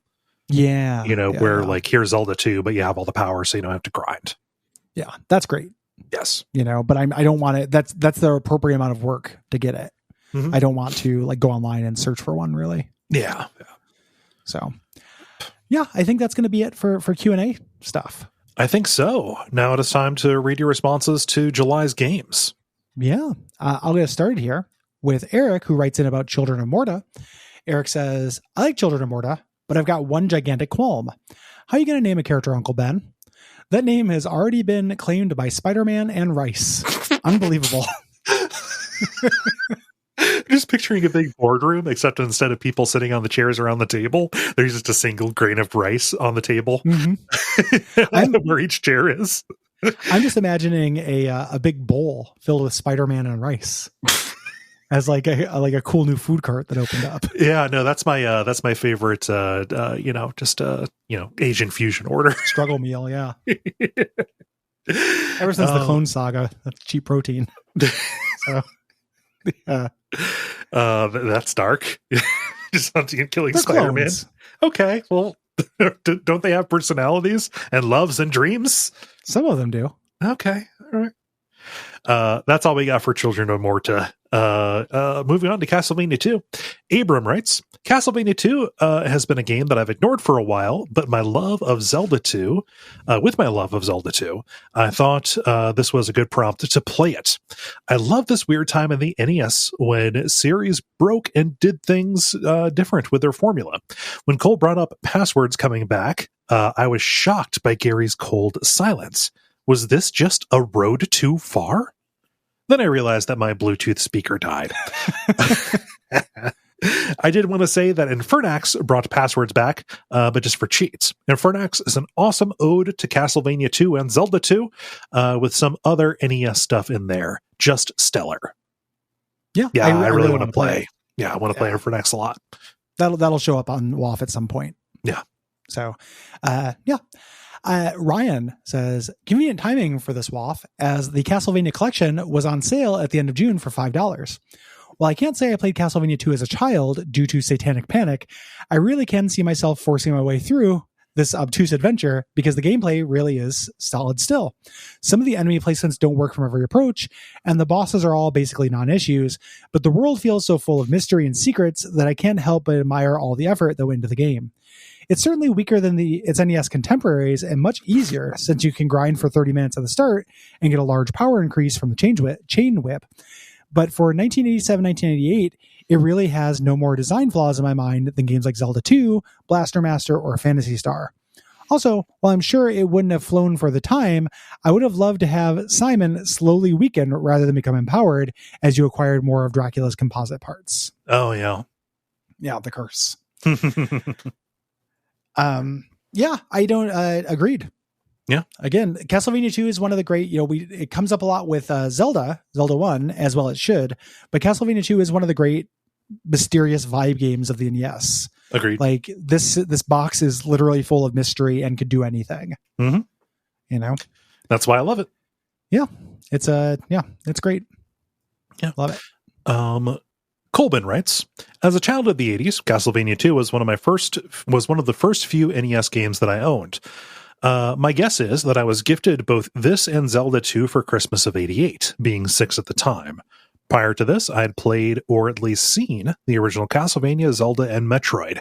I found those games intriguing, but too harsh and inscrutable for my child's brain to make it very far. So I was somewhat reluctant to approach Simon's Quest and The Adventure of Link. However, with both of these games, once I booted them up, I found quickly that I was walking around towns populated with characters, and for the first time interacting in some way other than shooting, stabbing, or jumping on their head. These NPCs just made the world seem so much more open and alive to my childlike imagination. It was one thing to wander through a dark wood or abandoned castle fighting zombies and goblins. For me, it was quite another thing to say hi to someone on the street or wander into their basement and hear something like, "You've got a friend in the town of Algeba." Where the hell is Algeba? I have to find my friend.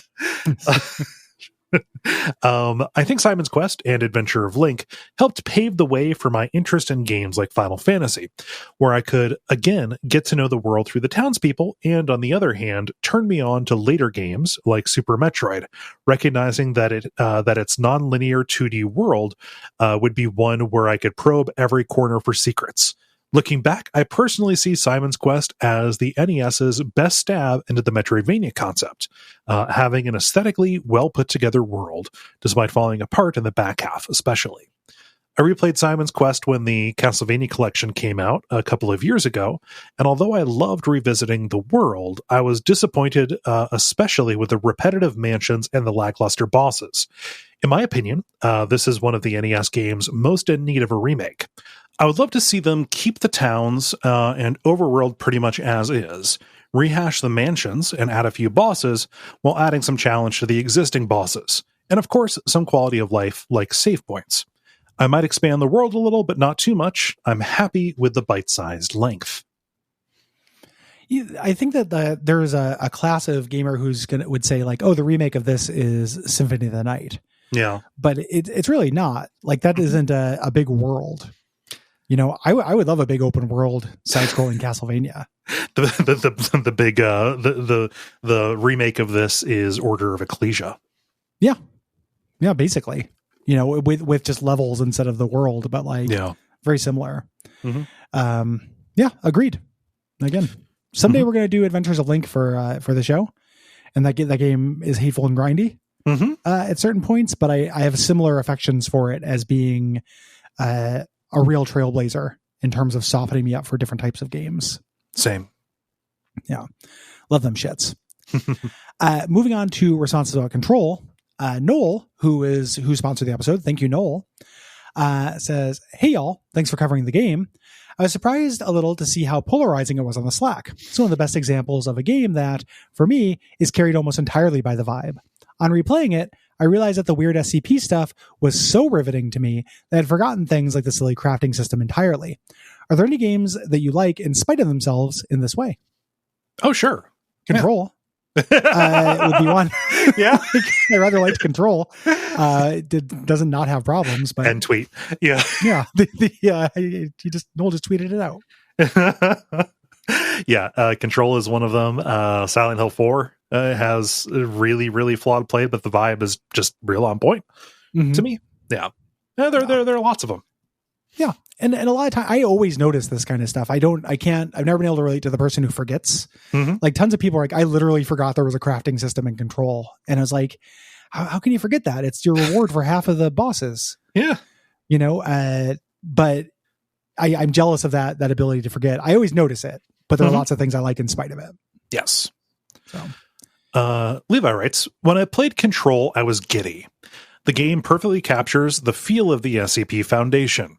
I have tried to get people to understand my interest in SCP for years. I even have a podcast called SCP Reel to Reel, wherein I read the files so people can listen instead of read the files themselves. I used to compare it to Warehouse 13 and Friday the 13th, the TV series. Now I can compare it to Control. But this hasn't helped, unfortunately, as no one I know has seen those shows or played this game. Thanks for covering it." I thought this game had a lot, like, huge penetration. I thought so too, but like, when you're talking to game folks, they probably, I don't know, maybe that's just because the people I know, most people who are aware enough of games to have paid attention to Control at least have a passing familiarity with what SCP is. Yeah. I guess, that's true. Yeah. So, man, and good Friday the 13th, the TV series poll. Mm-hmm. That series is great. It's wonderful. Ryan says, the small comment I want to make is how this game has a lot of tell, don't show. I've gotten into internet arguments about this, but as cool as the oldest house is, I feel like we really only glimpse a bit of the odd, and while a light touch is good, it is at odds with the great pickups and codex entries. Seriously, this game and maybe the Last of Us series have the only collectibles I go in on and really read, which for this serves the SCP vibe, but I wanted to see a lot more weirdness. It reminds me a bit of the weird-ass kids movie, The Peanut Butter Solution, where they can paint anything into existence but tend to just paint houses. The movie might work as an adaptation decay for Mario 64. Anyway, do you folks feel that Control was more telling than showing? I think it works despite that, but it does kind of stick in the old craw. I wanted to see more weird stuff. Yeah. Of course I did. I always want to see more weird stuff, like learning about the development of this and how there were interior weather conditions and incursion events that you had to fight against stuff. All that stuff sounds awesome. Mm-hmm. It's in the end, it turned out to be a video game. In the end, the giant inverted black pyramid told you how to upgrade your gun. I just have come to peace with that, but I agree that it's a missed opportunity. Yeah, I think that it's not because they didn't want to show it. I think that maybe it was a budget concern. Setting everything in the oldest house meant that they didn't have to design a whole lot of assets. Honestly, they can just kind of use the office brush for a good deal of it. And I think that making whole areas that are designed around the way a particular object of power would have influenced it just wasn't in the remit for the scope of the project. If I was guessing, just from the outside, I think that maybe that is something that is going to be fixed in Control 2. Specifically, I know nothing about the development, but the fact that it has a bigger budget makes me think that they're going to be a little bit more ambitious with showing a little bit more about what these are. That said, the stuff that is there in the documents, the writing and the world building stuff, it's real good that I'm happy to have it in any way that we can, and the game would be lesser without it. Yeah. Basically where I fall as well. Yeah. Ryan says, Control has a firm place in the unfortunate category of games that I couldn't push through for the story despite how strong it is. The idea of the oldest house is fantastic, and the art direction and design can really capture the feeling of otherworldly unease at times. Still, there were plenty of bland office areas and hallways to make me wish that they had leaned it full bore and had the level shifting around you during combat encounters, even if just during scripted wave-based sequences. Similarly, the powers that are on display can be exceedingly cool, but often feels like the enemies get all the best goodies, and the players have a much more standard array that wouldn't be out of place in the decade-old Mass Effect 2. All this would have been disappointing, but fine for me, though, if I hadn't been so confused by almost all of the gameplay choices. Combined middling to bad combat and controls with bosses that vary wildly in difficulty and quality, and eventually any good will is going to run out for me. I think this is just a currency spends differently thing. Like this sentiment I relate to really hard. There are tons of games where I'm interested in the story, but the play just puts me off and I run out of gas. Yeah. Control just wasn't beyond the pale for me like that. Like I got to the end and it was like, I'm going to turn down the difficulty because I'm bored. Yeah. If it didn't have those options, if I just had to power through, I might be where Ryan was, with this. Like I'm sunnier on it, but I don't think Ryan's wrong. Yeah. These complaints make sense. Yeah. Valid complaints. It's just your mileage is going to vary whether that, is a killing blow or not. Mm-hmm. Naveen says, very excited to hear you guys' thoughts on Control. Despite its flaws, it remains one of my favorite games of the past few years. It shines by being a beautiful tour of a basically haunted house with slick presentation and a strong sense of style. Of course, it stumbles in the actual play of the game, which never rises beyond competent shooter and hits some very frustrating difficulty spikes far too often. It's an odd one to me, as I'm usually a gameplay first person, but the aesthetic and narrative delights waiting around every corner more than make up for the interactivity being an afterthought. I wonder if somebody younger than me, who did not grow up on the X-Files, would find as much delight in the lore of Control, or if this is just catnip for 30-something dudes who can still quote Fox Mulder. In any case, as long as Remedy keeps making weirdo shooters with killer visuals, I'll still play them, despite being second-class shooters in the actual play. If I knew anybody under 30, I would tell you. Yep. All the people I know who are under 30 are way young. You know? I don't actually feel that way about Remedy at all, generally. This is the thing that did it. This is the one that is good enough to make up for their crappy shoots. Mm-hmm. You know, to me, it's like they finally did it. Yeah. I'm not particularly hopeful about Control 2. Mm-hmm. Like maybe it'll be good. I'm curious about this world and stuff, but the developer hasn't, and the fact that they tie it into existing lore is a huge bummer to me. Mm-hmm. That is a warning sign. Yeah. So I'm curious. I will keep an eye out, but it's not like something where I did not have that loyalty and this did not buy it permanently for me. Yeah. The Remedy seems like a company that, given the resources and the temptation and especially the validation, would regress to the mean, you know? Yeah. Like, we talked about that with just even over the course of Control itself. That thing that's going to be there. It's like that is a cautious, like, you know, a cautious buy early and play early for me.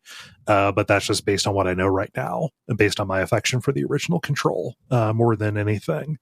But like, just like I understand Ryan's complaints, you know, like, Naveen, your perspective on this isn't that unusual. I mean, there are lots of folks who go in for vibes over play. That's that's fine. Yeah, 100%. Like, it's very common. It's the rare thing that breaks through to me that does that, but it's not uncommon as far as a gamer psychographic. Mm-hmm. Yeah. Sean writes, Control is one of my favorite games of the last decade, even though that comes with a bunch of asterisks attached. But mostly, I love the writing. It's clear that the developers studied SCP and tailored the in-game voice of the Bureau to match it. It also leads to some moments of great humor, like the recording of the scientist exposing an item to various substances and getting no results. Similarly, the dialogue of the otherworldly entities, like the Board and the Hiss, don't have that Final Fantasy style of just being sinister. They really sound uncomprehending of our concerns. And the performances. I love Matthew Peretta as Dr. Darling in his various live action segments, and I love that we never truly find out what happened to him. Although I think it's clear that he disappeared into that slide. Sean Dury has a lot of memorable lines as Dylan too, and I think his facial animation captures the idea that we can never be sure if it's him or the Hiss talking. Courtney Hope does a great job as Jessie. I've heard some people refer to her as detached, but I think she comes across as a survivor who is hardened by years of lies and trauma. But it's not all good. The game's level design is clearly meant to be a Metroidvania, and sometimes exploring can feel that way, but I wish the rewards you get from chests were more valuable. The perks system with weapons was something that I never touched, because I hate the idea of putting earned resources into a chance at a few % more damage. The attempts to make the game perpetual, with its side missions popping up, also feel like a waste. It's a classic problem. Similarly, the combat can get a little samey, but I didn't find the game too tough, so shrug. The best thing I can say about the parts that I didn't like was that they didn't get in the way of the parts I did. And the parts I liked, I really liked. Yeah. Generally agree. Like the mechanical stuff, the failings hit me a little bit harder, but it's still balanced out as something I like. I like the not to bag on Final Fantasy, because that's my thing, but the contrast that John's talking about to me feels like the fact that it's so rare in video games that we get an otherworldly presence that actually feels like it has alien motivation. Yeah. You know, Final Fantasy will have a giant tick come from space at the end, and it will be like, I will kill you all. Yeah. You know, I can't wait to destroy the Earth. It's like, what? You know, that's boring as hell. And it happens in every single one. Well, I mean, I'm going to say this with 12, the Acuria and Vana are more interesting than the usual Zeromus Necron kind of approach. Yeah, but not the board interesting. Well, yeah, but I mean, it's a gradient, right? Yeah, it could be not as bad as Zeromus while still not being, what I really want from an alien presence.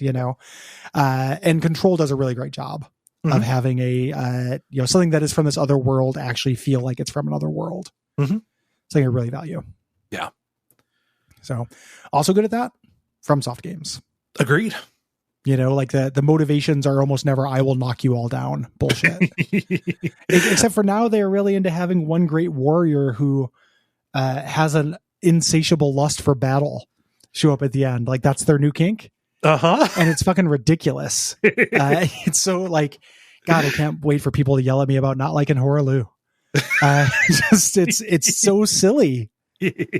I am the warrior. Yeah. I will stop you for no reason. Yeah. I will stop you. I'm so mad. I like how he's Macho Man Randy Savage. He's basically Randy Savage. Like there's not that big of a difference. The demigods have been given permission to do wrestling moves on the children. Yeah.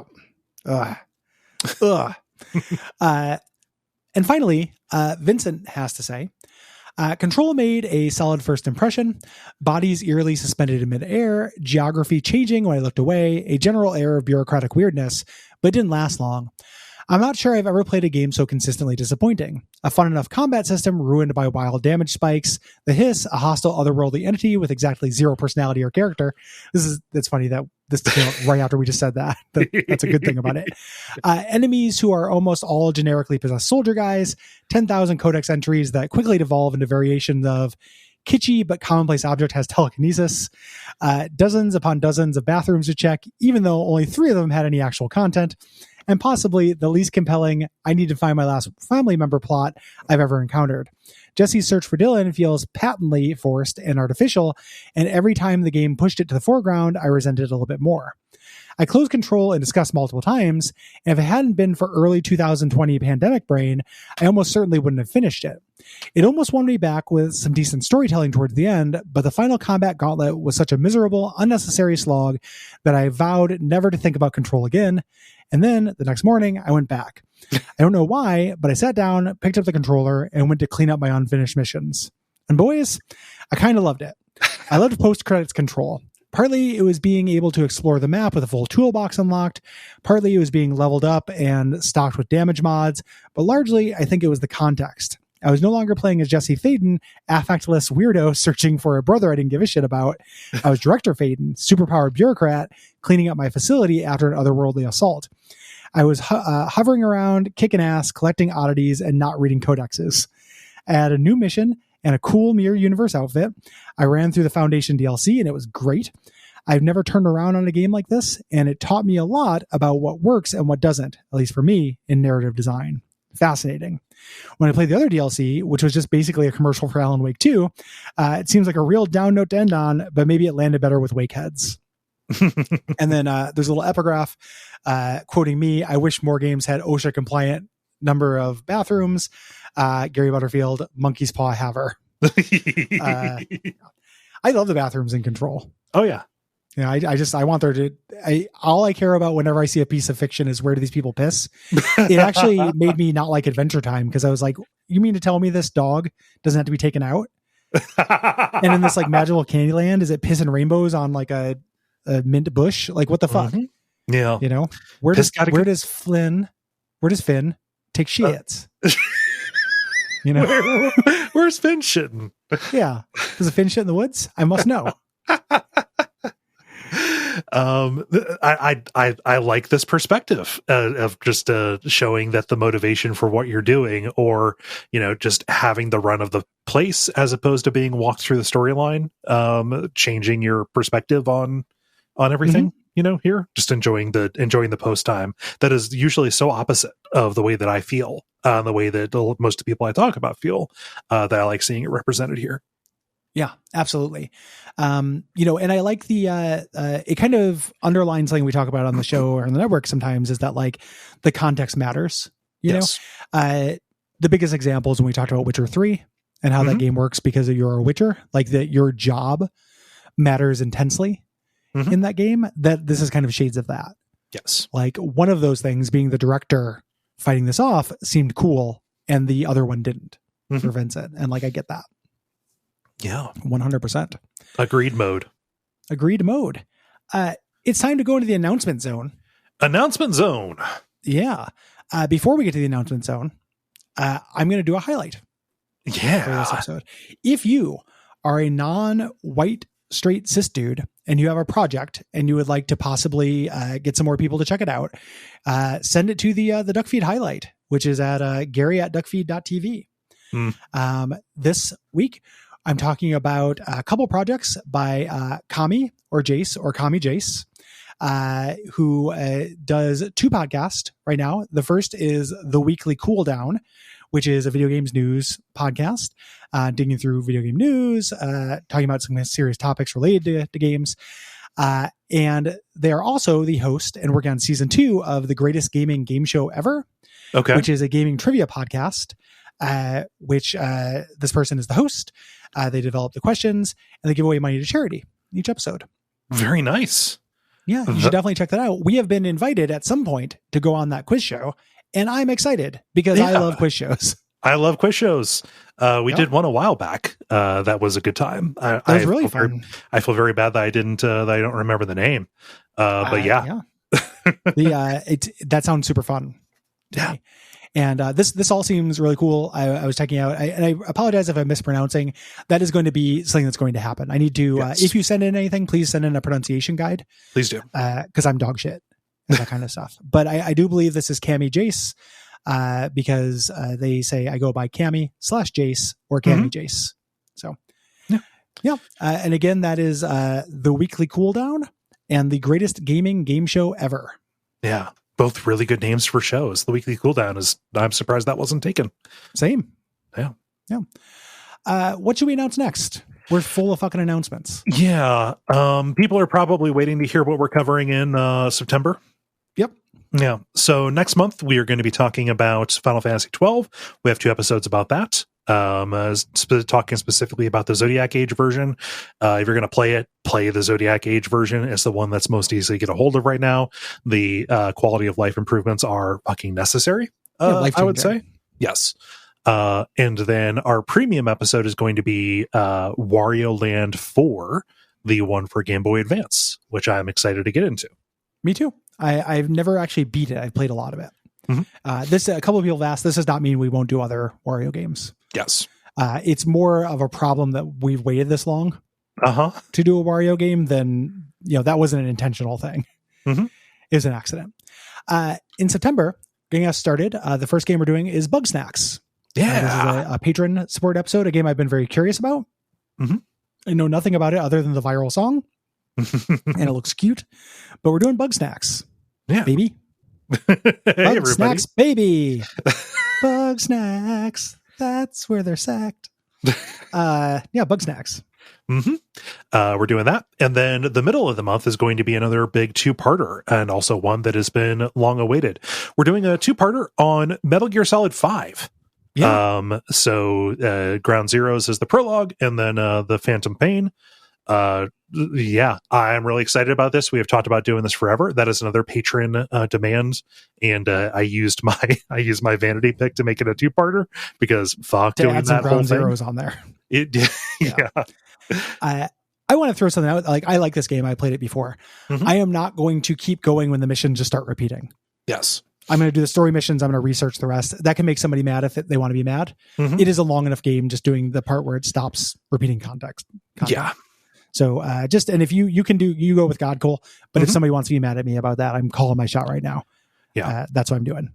I did it in the past, and I've done enough of it to know that like the story stuff that happens there is real cool, but like it's cool in a way that one could get by watching YouTubes of the cutscenes. So it's extremely bizarre that they just sprinkled it out throughout the second half of the game. Yeah. Like here is a harder version of the first half of the game where 1 out of every 10 missions has new content. Yeah. That's misguided. I know I don't want to reward that kind of behavior.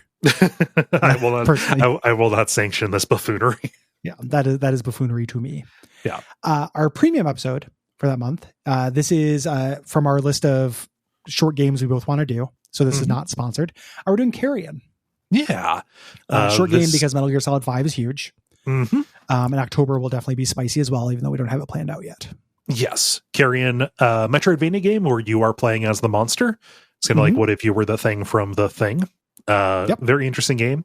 I think that this is one that people who have played it want to hear about, and I think more people should play it. So, yeah, and it kind of soft moves us into October. Mm-hmm. You know, not quite spooky adjacent, while not being an explicit horror game. Also, something I've wanted to play since I saw it, and then just didn't have time. So I'm really excited. Yeah, about that. September's games: Bug Snacks, Metal Gear Solid 5, and Carrion. If you have any thoughts on any of the games that are coming up, write in by the 15th of the month in which those episodes air. So Final Fantasy 12 and Wario, August the 15th, Metal Gear Solid, Bug Snacks, and Carrion. September the 15th, go to Duckfeed.tv/contact. Use the WAF button there. Write in. If you have thoughts about multiple games, please send multiple responses. That makes my job possible. Yes. Yeah. Before we announce what is happening for Orb, a tiny little bit of business. Okay. I need to use some network funds because I need to grab a dust filter for a Hoover Max Extract Pressure Pro Model 60.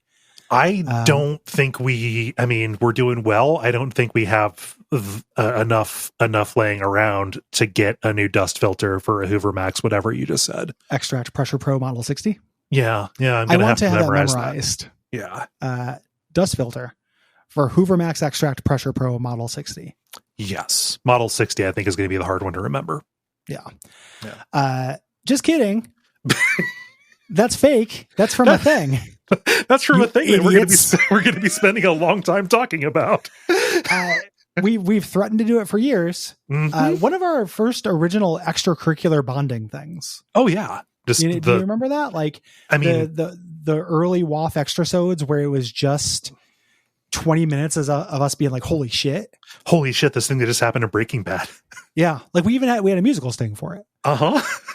So we're introducing our podcast to replace Orb, Best Quality Vacuums. Yep, Best Quality Vacuums, talking about Breaking Bad, and then Better Call Saul, El Camino thrown in the middle there.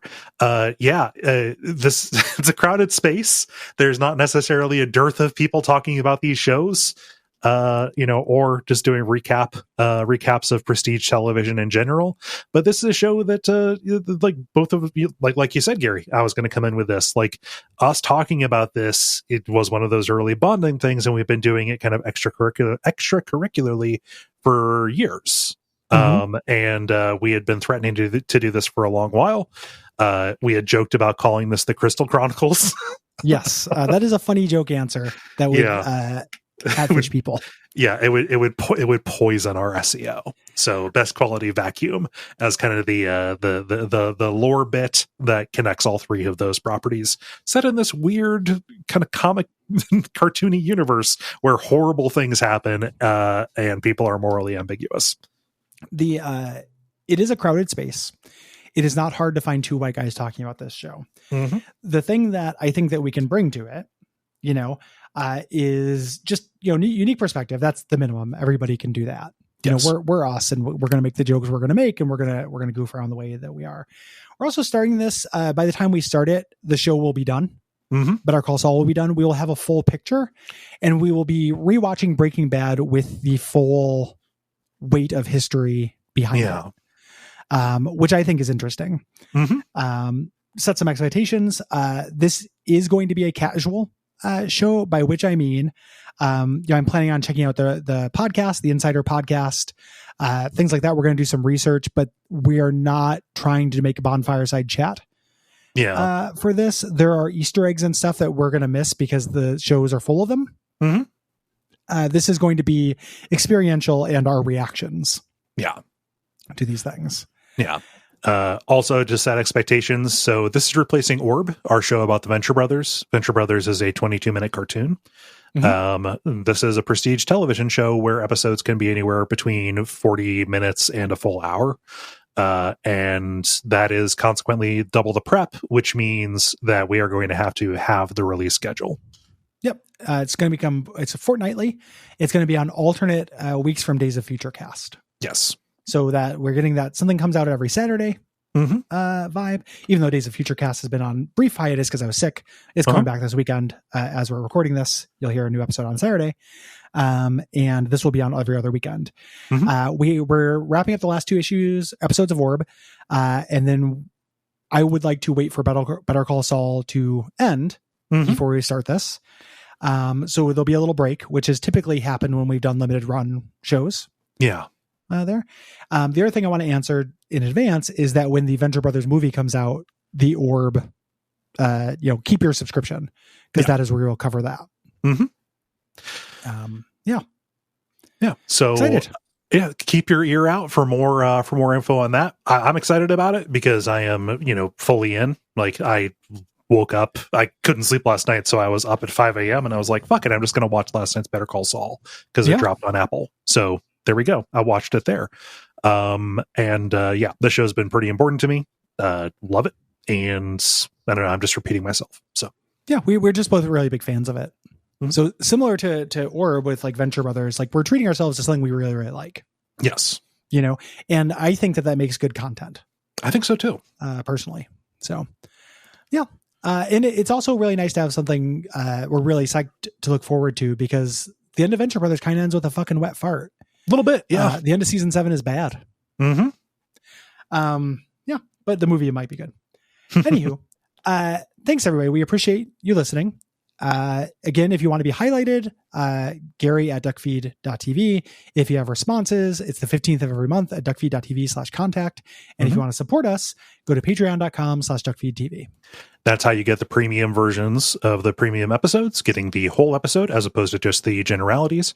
So if you want to hear us talk about Wario Land 4 or Carrion in full, or hear any of the, I think 60 plus premium WAFs we've done so far, you can back there and get all of those. You get all of them. It's not like you just get the current months. So that is a thing that is just increasing in value as it goes along. Yeah, absolutely. I think that's about it. Think so. Ratings or reviews, telling your friends, all the usual stuff. You've listened to podcasts, you know how to help them. Yeah. Do the things. We appreciate you. Stay safe. Don't get sick. Yeah. And we hope to see you next week.